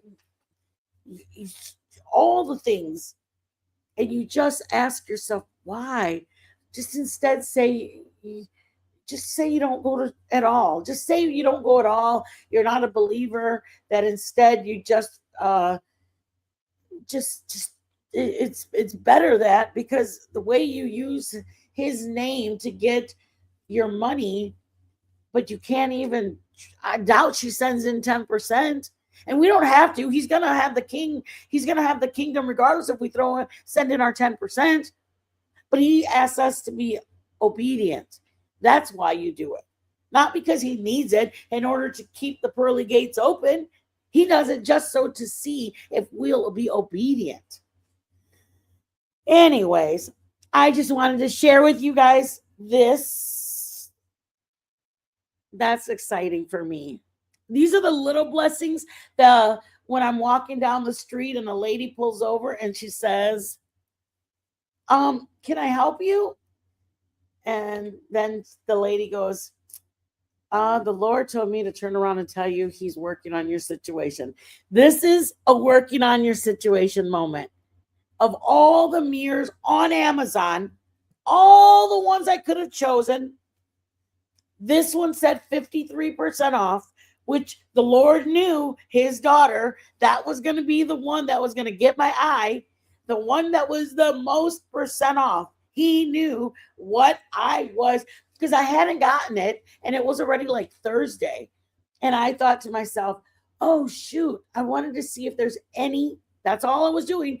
Were there any on sale that I could like validate in my head? Like, oh, if it's like $10 or $11, I'll get it. That's it. That's the only reason I went back on. And so on Thursday, I said, let me check. I didn't find nothing. And I closed up my phone. And then I said, oh, shoot, I have that $4 or $3. I said, let me check again. Again, the Lord knows his daughter. He knew that who I am, and he knew what I would do. And so I said, oh, shoot. So I checked 53% off and I got excited. And then I took my $3 or $4 and I go, oh my God, it's only $11. Ah! And then I got excited and I said, oh, okay. So what I was going to tell you earlier about he knows his daughter and the way he talks. When we had started our marriage, like the first 2 years, that's when we had our marital problems. And it was just like he didn't want nothing to do with the church. And I had made up my mind that I wasn't going to force him or beg him. I was going to take it to the Lord. And when I was just going to take it to the Lord. That's it. That's all. I'm not going to make him. And I was like praying. And I said, I was in prayer and I said, Lord, this man is driving me crazy. Can you like do something? Like, can you? And the Lord said to me, he said, you're the one. And this is how he talks to me because he knows me. He says, you're the one who left the bedroom. And I was like, yeah, did you see how he was? And that's how I talk to him, you guys. I talk to him like that. And he talks to me the way he talks to me. And I was like, did you see how he freaking treats me? And the Lord said, you made your promise unto me, not unto him, that I would be loyal, committed. I made my commitment, my vows were unto the Lord. And I said, like, yeah. So, I mean, did you see how he acts? And then he said, you made them to me. And I said, well, I mean, I'm crying, I'm sad, and he doesn't even act like he cares. And the Lord goes, you bring your tears, your woes to me. You bring your sadness to me and let me be your comforter. I will take care of him. You come to me. This is all because I wanted him to work on this man. And the Lord's like, no. I'm working on you. You and me, you promised me you were going to be a good, faithful wife and honor your husband and be faithful and true. And I had gone across the hall. We had a bedroom across from our bedroom, and I started sleeping in that room. And it's not because of there were any infidelities or anything like that. I just felt like when I was sad or crying and he didn't come over here and kind of like soothe me and comfort me the way I wanted him to, I was like, I'm not even going to stay in here. I'm going to go sleep in the spare bedroom. So I went to the spare bedroom. Like 2 or 3 nights had gone by, and I'm in prayer. And I'm just like, wow, he doesn't even care that I'm not in the room with him. Like, he didn't say, honey, where were you? Or, honey, why did you sleep over there? So then I was like, see, Lord, this is what I'm talking about. Hello. Yes, that's how I said it to him. Hello. That's what I'm talking about. He didn't even care that I left the room. And then the Lord said, that's when he said, you made your vow to me. So, like, don't worry about what he's doing. In other words, worry about me and you and me, and we're going to get through this, and I'll take care of him. And I said, Lord, are you sure you're going to take care of him? Because he's not showing any signs of it. And then so then the next night I went back to the room because I told the Lord, I get it. You're right. I did make the vow to you. I went back to the bedroom and I slept in there, regardless if that's where I wanted to be or not. The Lord told me to straighten up. And I said, all right, I will. I went back to the bedroom. I think it was like maybe 5 days where I was walking. And that's when I had women's prayer. I had just gotten home from women's prayer. And then you guys know the story, how I went for a walk on this road and I was crying and asking the Lord, why is everybody else's blessings being done and not mine? And that's when the person pulled over and said, the Lord hears you. You guys know the rest of the story because I've said it 3 or 4 or 5, 10 times. Where are you going? Grab me a water. A cold one, please, or the freezer. So that's what I do. I drink half of it, and then I stick it in the freezer, and then I'll put one of these in there. It works for me. Anyways, so that's kind of the Lord does talk to me the way he wants me to. He knows how to get my attention. Let's say that. That's the one in the freezer, babe? No. Oh, Daddy, freezer. Por favor, mi amor. What is that? Oh, you're charging. You want my good one. So he talks to me the way he knows I need to get attention. He needs me to get, what am I trying to say, you guys? He knows that I need to get his, what am I trying to say? He knows how to get my attention to know that he means business. That's what I'm trying to say. And I know when he's not gonna, and honestly, you guys, for us, it was just, I wanted to start going to church regularly. Joe and he had a different schedule, and I didn't want to force him. I wanted him to get up on Sunday mornings, go iron his, or I'd have his clothes ironed, but get up, get ready, take a shower, and look like he wanted to go. For me, that bothered me that he wasn't doing that. Is it enough to divorce him? No, but it was enough for me to be bothered. Then he's like, you know what? I didn't sign up for the big old marriage with the woman. That's not who I dated. I dated a girl who was, we went to the bar. He was funny when I was drunk. When I was sober, he wasn't funny. Lies. That's just how it was. I thought he was really funny. And then when I stopped drinking, I wanted to get closer to the Lord. He didn't really, I didn't want to force him. I didn't want to make him, but he wasn't down for the church thing. And that's fine. That's what I'm trying to tell you guys. It's fine if he didn't want to go to church. You just got to be accepting for people at their spot. Some will go, some won't. I wanted mine to go, hey, let me iron your clothes too, honey. What can I do for you? And he wasn't that way at all. Instead, he was like, can you go for me? And I'll see you when you get back. And I'm like, bruh, no. Like, you want me to save us both? I'm just kidding. But I was like not happy that he didn't want to go. And then little by little, he's like, and a matter of fact, I don't really want to be married to somebody that's all up into the church thing. And I was like,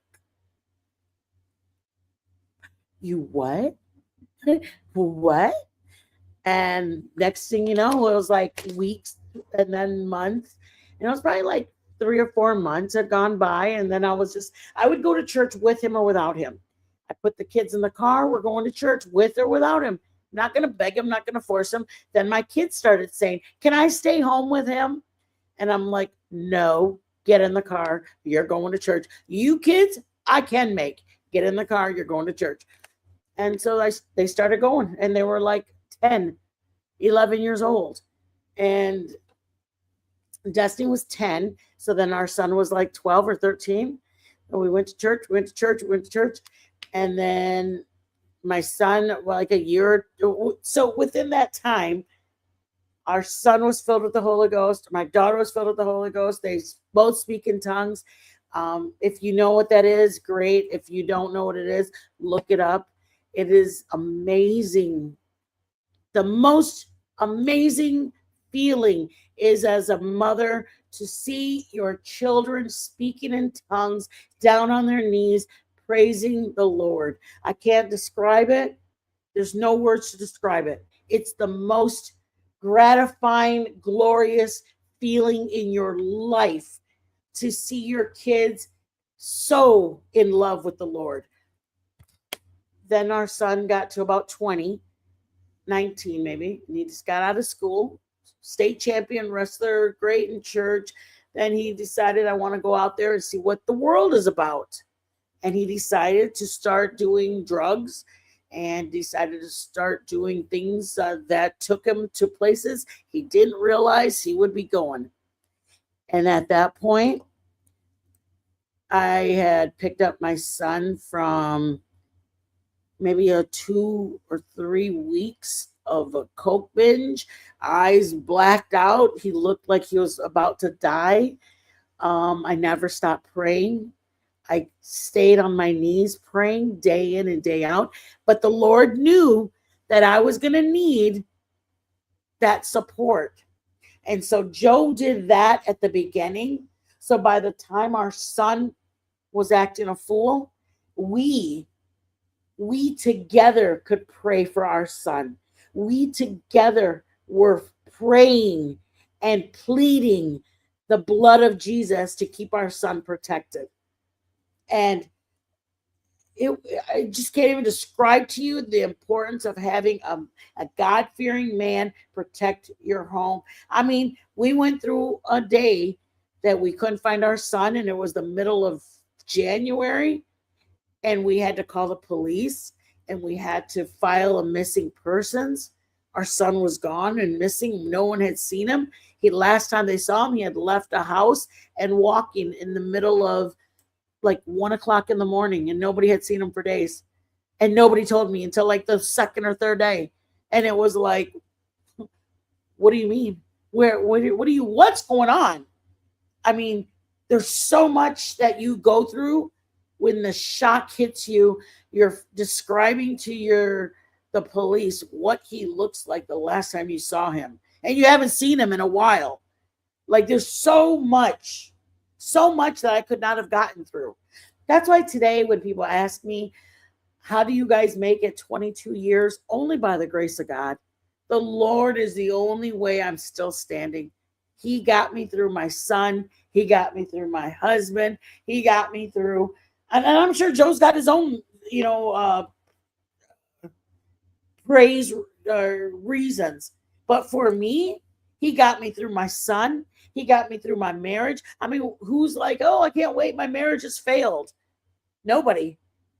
And I wasn't about to be one of those. I was determined to make my every effort. I was going to give it every effort I had. And he's kept my daughter safe all the way in Budapest. All I can do is thank the Lord for that. So I'm sorry I talked you guys' ear off. I just want you guys to know that there's more out there for the people that don't know. There's more out there that love the Lord, that truly love the Lord, than the things that you see online. Some of us truly love him for who he is and all he's done for me. All that he's done for me, I could never repay him. That's why I say, when you get on, like, to start praying and asking the Lord, if any kind of prayer, start out with thanking him. Thanking him for giving me the blessing of my dog. Thank you for blessing me with my home. Thank you for blessing me with shelter and food. Thank you for blessing me with my husband. Thank you for blessing me with my son and my daughter's health, my health. Thank you for blessing me with vision. Thank you for blessing me with feet and hands. So many things you can bless him for.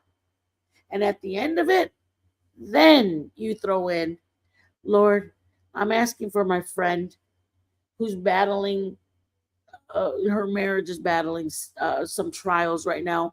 Lord, I'm asking you to go in and touch this person's body from head to toe. Keep her body healed. Keep them safe wherever they are. That's what he's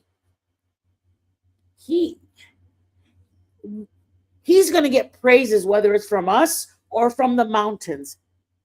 He's going to get praises. And if we don't verbally say it out there to the world, there's someone else that's going to do it. And that's what he desires. That's what he craves. If you want a move in your life, get up 30 minutes earlier before you go into work. When you start putting your makeup on or going in the shower and you're getting ready for the day, just start talking to him. Just ask him how, Lord, I'm not sure how I'm doing this. I just want you to know that I'm grateful.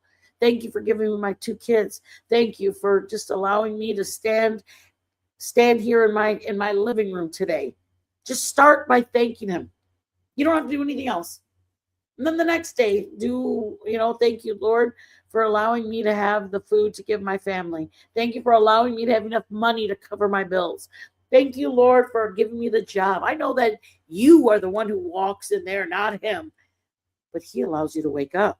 He allows you to not run out of gas on the way there. He allows you to not have a tire that popped. He allows you to not have a car that got broken into, and now you got to figure out how you're going to get to work. He allows you to do more than you think he does. You just got to see it for what it is and not see it as, because Joe is a good one for that. He's the one who used to say about how you said, I'm the one that goes into work. Why do I need to thank him? Yeah. And then Joe realized a couple different incidences he had at his work that there's no way that this is happening right now. I know that I specifically used the wrong product. And out of nowhere, the guy walks over and goes, no, there's a signature on it. You're good. Joe goes, he had already called me and told me that he cleaned out his locker. He works at a non-union. I don't know if anybody knows what that is, but nowadays you very rarely find one that has one. But Joe's just said, I've already cleaned out my locker. That shows that that's how I believe you pray as well. Thank him first. Absolutely. He said, I'm cleaned out my locker. I'm going to be walked out. I just needed you to know. And after 25 years of work and your whole life is wrapped around this income, and he was the only one that worked. I used to work. I worked for a little bit. I worked at an accounting firm. But when at the end, he was the only one. And he said, I just want you to know I'm going to lose my job today. And I'm like, wait, what? You say that with so much calm. And he said, I'm losing my mind over here, but I just needed you to know so I can prepare you. And I said, what happened? And he said, and it was baby formula. So that's why they walk you out. It's not a kind of sort of maybe. You're fired on the spot. That's it. There's no talking about it. Let me see if a supervisor can okay it. Nope. If you use something that was not supposed to be used, you're going to be fired, period. It is because of the Lord that we have the blessings we need and enjoy our lives. Exactly right. He provides for the things we need, and he allows us. That's the difference between grace and mercy. You know what the difference is? Joe? The difference between grace and mercy? Remember when Pastor was talking to us about the difference in grace and mercy? What are you playing? Are you busy? Oh, I'm sorry. Play. It's okay. I don't mean to bother you. We are allowed, he doesn't have to let us have anything. He allows you to get home safely from wherever you're going. He doesn't have to do that. Like, that's not an obligated. You got to get up for work. I mean, it's a given. Why wouldn't he? No. That's a blessing to be able to get up, to be able to have that job. I mean, if you don't show up, they're not going to keep your job. You may set your alarm. That doesn't mean you're going to wake up just because you set the alarm. Who's to say you're going to open your eyes? Who's to say that you're not going to, like I said, get a flat tire, run out of gas, get in an accident? Number of things that could happen to you. That's the difference that people like Joe used to say. Do you want to say the part about a whipping post until? Sorry? Do you want to say the part, or do you want me to just say it? How about anything, like how you only knew him as a whipping post? And I don't know, babe. Joe, stop! I don't know what It's you're done. talking about. It's done. Never gonna do it I again. don't know what you're talking about. How you said that you only knew him as a whipping post. Anyways, that's what. Because I don't remember the rest of it. I don't remember the rest of the story. How you had said it. And I don't even remember what it was that you said him. But that's what a lot of people just refer to him as, a whipping post, meaning, I think, like a whipping post, like just someone to get mad at. Is that what it means? Yeah. So that's where a lot of people just know who the Lord is when they say, God, why would you let this happen to me? Or why do I have to go through this? That's what because he had said that at the beginning. He goes, I only have ever known the Lord as a whipping post until I got to know him. And then I really realized how much I am, how much he is the reason I have things. But he'd only know of him because his back a long time ago when he was just a little boy, his mom had a church. She would help different things they needed, just like an older lady. You know, she's like 50, 40 years old, and there's a little 8-year-old boy, and she would go help out. And then one day she decided she was going to get a divorce from a man, and the church that she had been helping said, you're not welcome here anymore. And Joe saw his mom cry and cry and cry. And he said, I'll never go to a church again. And it's just something like that. And that's why I say to you guys, you never know who that person on that channel is affecting. We may think it's just, who's up late at night? Who really watches her channel? You never know. You don't know who she is affecting and who's affected by it. Are they getting affected by going, yep, that's exactly how I knew all Christians are. I knew you can't trust a Christian for nothing. Or is she somebody saying, you know what, I knew that there was, that the Lord would send somebody for me to help me understand this and this. You don't know who she's affecting. And then when the person walks away and says, I knew that's who he is, and I'll never go back to and try to go to that church. I mean, because somebody might get a little bit something, and then they reach out to their local church around there and start going to a church. Or they will see how that person is and says, I knew that is how they all are. I'll never go back. You just don't know. And so Joe didn't like the way his mom was treated. Clearly, it's his mom. So because his mom was treated badly, fast forward, he 17, 18, 20, 30. I didn't meet Joe till he was 40 years old. So that means for the last 30 years, Joe wanted nothing to do with who the Lord was. Because of what at a child age he was, he saw his mom get not thrown out, but I mean, she was told not to return. And he couldn't understand why she had done so much for this church. And simply because she had decided to divorce her husband, they didn't want her to come back. And I had, the other hand, I was raised in the church. I made my first communion. I made my confirmation. I was brought up in a church. I went to catechism. If you know what that is, you're a Catholic person too. I went to catechism. I went to my 10th grade reunion, or as a retreat before you make your confirmation. We went to the Notre Dame University. I was brought up in the church. I didn't have a relationship with him, but I went to the church. Long story short, we just had different experiences, and we both wanted it. I wanted to know more about him where he wanted to know nothing about him.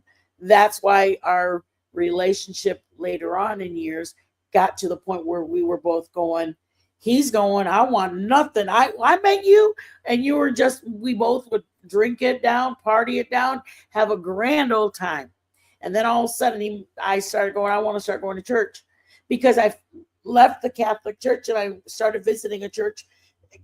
Just I wanted to visit another church. And I felt the power of God. I felt the Holy Spirit drop on me, and it felt amazing and warm and fuzzy and everything that you think you've heard of. That's what it felt like. Felt surreal, amazing. It feels amazing. It feels amazing. And I wanted Joe to experience it too. And he didn't want nothing to do with it. And then that's where you guys heard the rest of it. The reason he didn't want nothing to do with it, because he had experience it with his mom. The reason I wanted more of it was because I was brought up in it. And then I just wanted him to know. And then he found out for himself how amazing he is. That our home getting sold, you guys, are stories we could tell you forever. Our house getting sold, we fasted for it. Our son getting saved, our daughter. There's so many things that he has done for us, you guys, that if I sat and told you everything, we'd be here for 2 or 3 more weeks. That's why I started thinking to myself, if I'm not going to do cooking or just cooking, I'm going to start sharing my testimony. I'm going to start sharing the things that the Lord has done for me. And if somebody else is going to make him look, if someone else is going to make a mockery out of him, I'm going to bring glory to his name. And that's when I decided I was going to start doing my laptop and doing this. And then I kind of veered. I didn't know where I was going because I wanted to make sure I brought glory to him. But I was amplifying somebody who doesn't bring glory to him. And that's when I realized that the Lord, he doesn't deserve it. And I wanted to show that he didn't deserve it. And I just had to get my bearings. And now I realize it's not about me showing all that she's doing wrong. It's about just giving the people who truly want to know who he is a place. Who truly want to know him, they will eventually leave there and find this place. And that's what I got to hope for. Because I'm not going to judge anybody on their cooking, and I'm not going to judge anybody on their walk. I can't, because I wouldn't want to be judged on my walk. I wouldn't want to be judged on my cooking. And we are to treat and judge the way we would want to be treated and judged, and not by just a regular person. If I can't stand that they do that to people, why would I want to do that? You know what I mean? Because I'm basically, aside from being a hypocrite, I don't want to, like I said before, I don't want to be the reason. All right, guys. I'm sorry I talked your ear off for the second time tonight. But I appreciate you guys listening to me. And Bernadette, thank you. You're probably not here, but I appreciate you being here. And for the people that came in, thank you for letting me talk and vent it out. And if you guys have questions, please, you guys are more than welcome to ask them, whether it be about I'm very open about my marriage because I feel like it's an ability to speak the word of God. I feel like we are who we are because of him. Some people have asked, how do you guys stay married for 22 years? Because the Lord has allowed us to grow with each other. We are not the same. We're two different people. The Lord has allowed us to appreciate each other. We did not meet in the same circumstances. We were both drinkers, and then we had to get sober, and we got to know each other in a different light. Now, I'm grateful that we're not from the same. I mean, who wants to be married to the exact same person? Trust me, there's some days I'd be like, boy, it's so much easier if he was just like me. But the Lord brought me to a man who takes very good care of me. I couldn't ask for a better partner, but a better match. It's weird to say that, a better match, but he knew what he was doing. So if you guys have any questions about my first marriage, I was in a DV relationship where I got daily beatdowns. We have a mixed culture. He's obviously white. I'm Mexican. My son and my daughter were raised by my husband, who is very trying to raise kids with a step in the home, but we never saw it as step. So that helped us a lot. Any of it. If you guys have any questions, please don't hesitate. Any of it is the best I can do. The best I'll be able to do. What am I trying to say? I will do the best I can to answer whatever questions you may have. Thank you, Bernadette. You're the sweet. You're like, I'm still here. Oh, I forgot you're 3 years back. Or 3 years. You're 3 hours back. Well, thank you for staying in here, Bernadette. You're such a sweetheart. You really, really are, Mama. And anyways, my mods don't like drop links for me or do any of that. I usually mod people unless they're channel holders because they're like, I want to be able to know that somebody that I have a friendship with, like it's a friend coming in. Does that make sense? Like if I see the blue, that means one of my friends is here. And not that everybody's not my friend. It's just, I don't have to worry about a troll coming in or the words that this person is putting. It's more that I know that the person that's posting these comments, it's a safe comment. It's not something that I go, oh, I better read it, make sure it's not a troll, because I don't want nobody swearing or putting the hard ER word. I don't want to have to worry about people because trust me, I'm from the drama community, guys. I got haters just like BJ has. I don't even acknowledge them. So if I see somebody that comes in blue, it's either a channel holder like Kathy P, but I really don't expect, I'm grateful for people who member up, and I'm grateful for people who do a Cash App or a PayPal. I just don't want to shove it to people. Does that make sense? I would rather you guys know where they're at, and I'll say it at the end of my stream. Hey, they're here, but my mods are more just so I know a personal person's coming in, and I don't have to worry about anything that person's going to post. And on that, I will officially, finally say bye. Bye, guys. Jay? See ya. For the third time. Yeah. For the third and final time.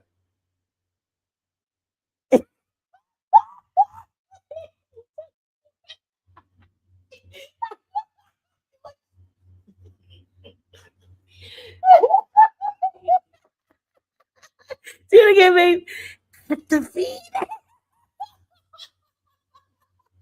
Coins for you. Okay, bye, guys. I'm telling you, he's so quiet. He's just a very chill. Joe's idea of a good time is like,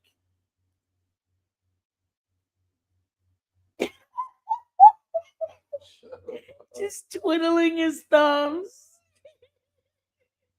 Okay, bye, guys. Have a good night. And stay safe out on the streets. The streets of YouTube. I got to find where to exit. Oh, it's over here. No, we're even near it. I'm over here in this corner like I'm sorry. Like I have a window that shows me, and then up here is like it shows like the little duck or whatever for StreamYard, and then my comments are right here, and then over here in the little teeny up stop is end stream, and I'm like over here, nowhere even near it. I wish I could do a live where I could invite people on. I just don't know how to do it. I mean, I really wish I could. I got my banners button. These all say different stuff. See the bottom? These are my banners. Show. See it? Thanks for stopping in. Be kind. And then this one says, go out and make memories today. Tomorrow's not promised. And then I rarely put that one up just because, because I feel like when I was over at it on the drama community and I would go into lives and then people, I felt bad that I couldn't do what people were showing and everybody else was doing. So then I thought, I don't want to make people feel bad. And it makes me feel bad that I go, oh, send my Cash App, my PayPal here. And then she goes, oh, thank you for the Cash App and thank you for the PayPal. Oh my God, thank you. And so they're thanking. And I'm like, I can't afford to send anything. And it made me feel sad. So then I thought, I don't want to make people feel sad because maybe they can't do it. You know what I mean? So that's what made me decide not to do the memberships or not to do yeah, we would love it. It's the end of the month, not all the things, but I'd rather you guys come in and visit and come in and hang out because I don't get to see you guys that much. I don't really go into the chats that much. I don't know. I thank you guys though. I truly do. You guys make it. Look at Joe, you're little right here in the corner. They can see you. Right here. This is Joe. This is Joe in his what is that called? In his natural habitat. This is Joe in his natural habitat. Go away. Go away. It's like having the camera up in the ceiling and just watching us. You're like this. Oh, you're so dumb. I cannot with you. Okay, bye, guys. I'm sorry. This time we're really going. Oh, let's see. Message band comments. Back at it. All right. Bye, guys. Stay safe. Nova, say bye. Without licking yourself. Damn, girl. There's Nova saying bye. Nova, say bye. Please. Sissy. Say bye. Sissy, say bye. You don't want to say bye, babe. Let's try this again. Oh, you're not really saying goodbye. Say bye, Sissy. Shut up, Joe. Say bye. I love you. I love you too. Look over here. I love you. Okay, bye. Bye, guys. She don't want to say bye. Bye.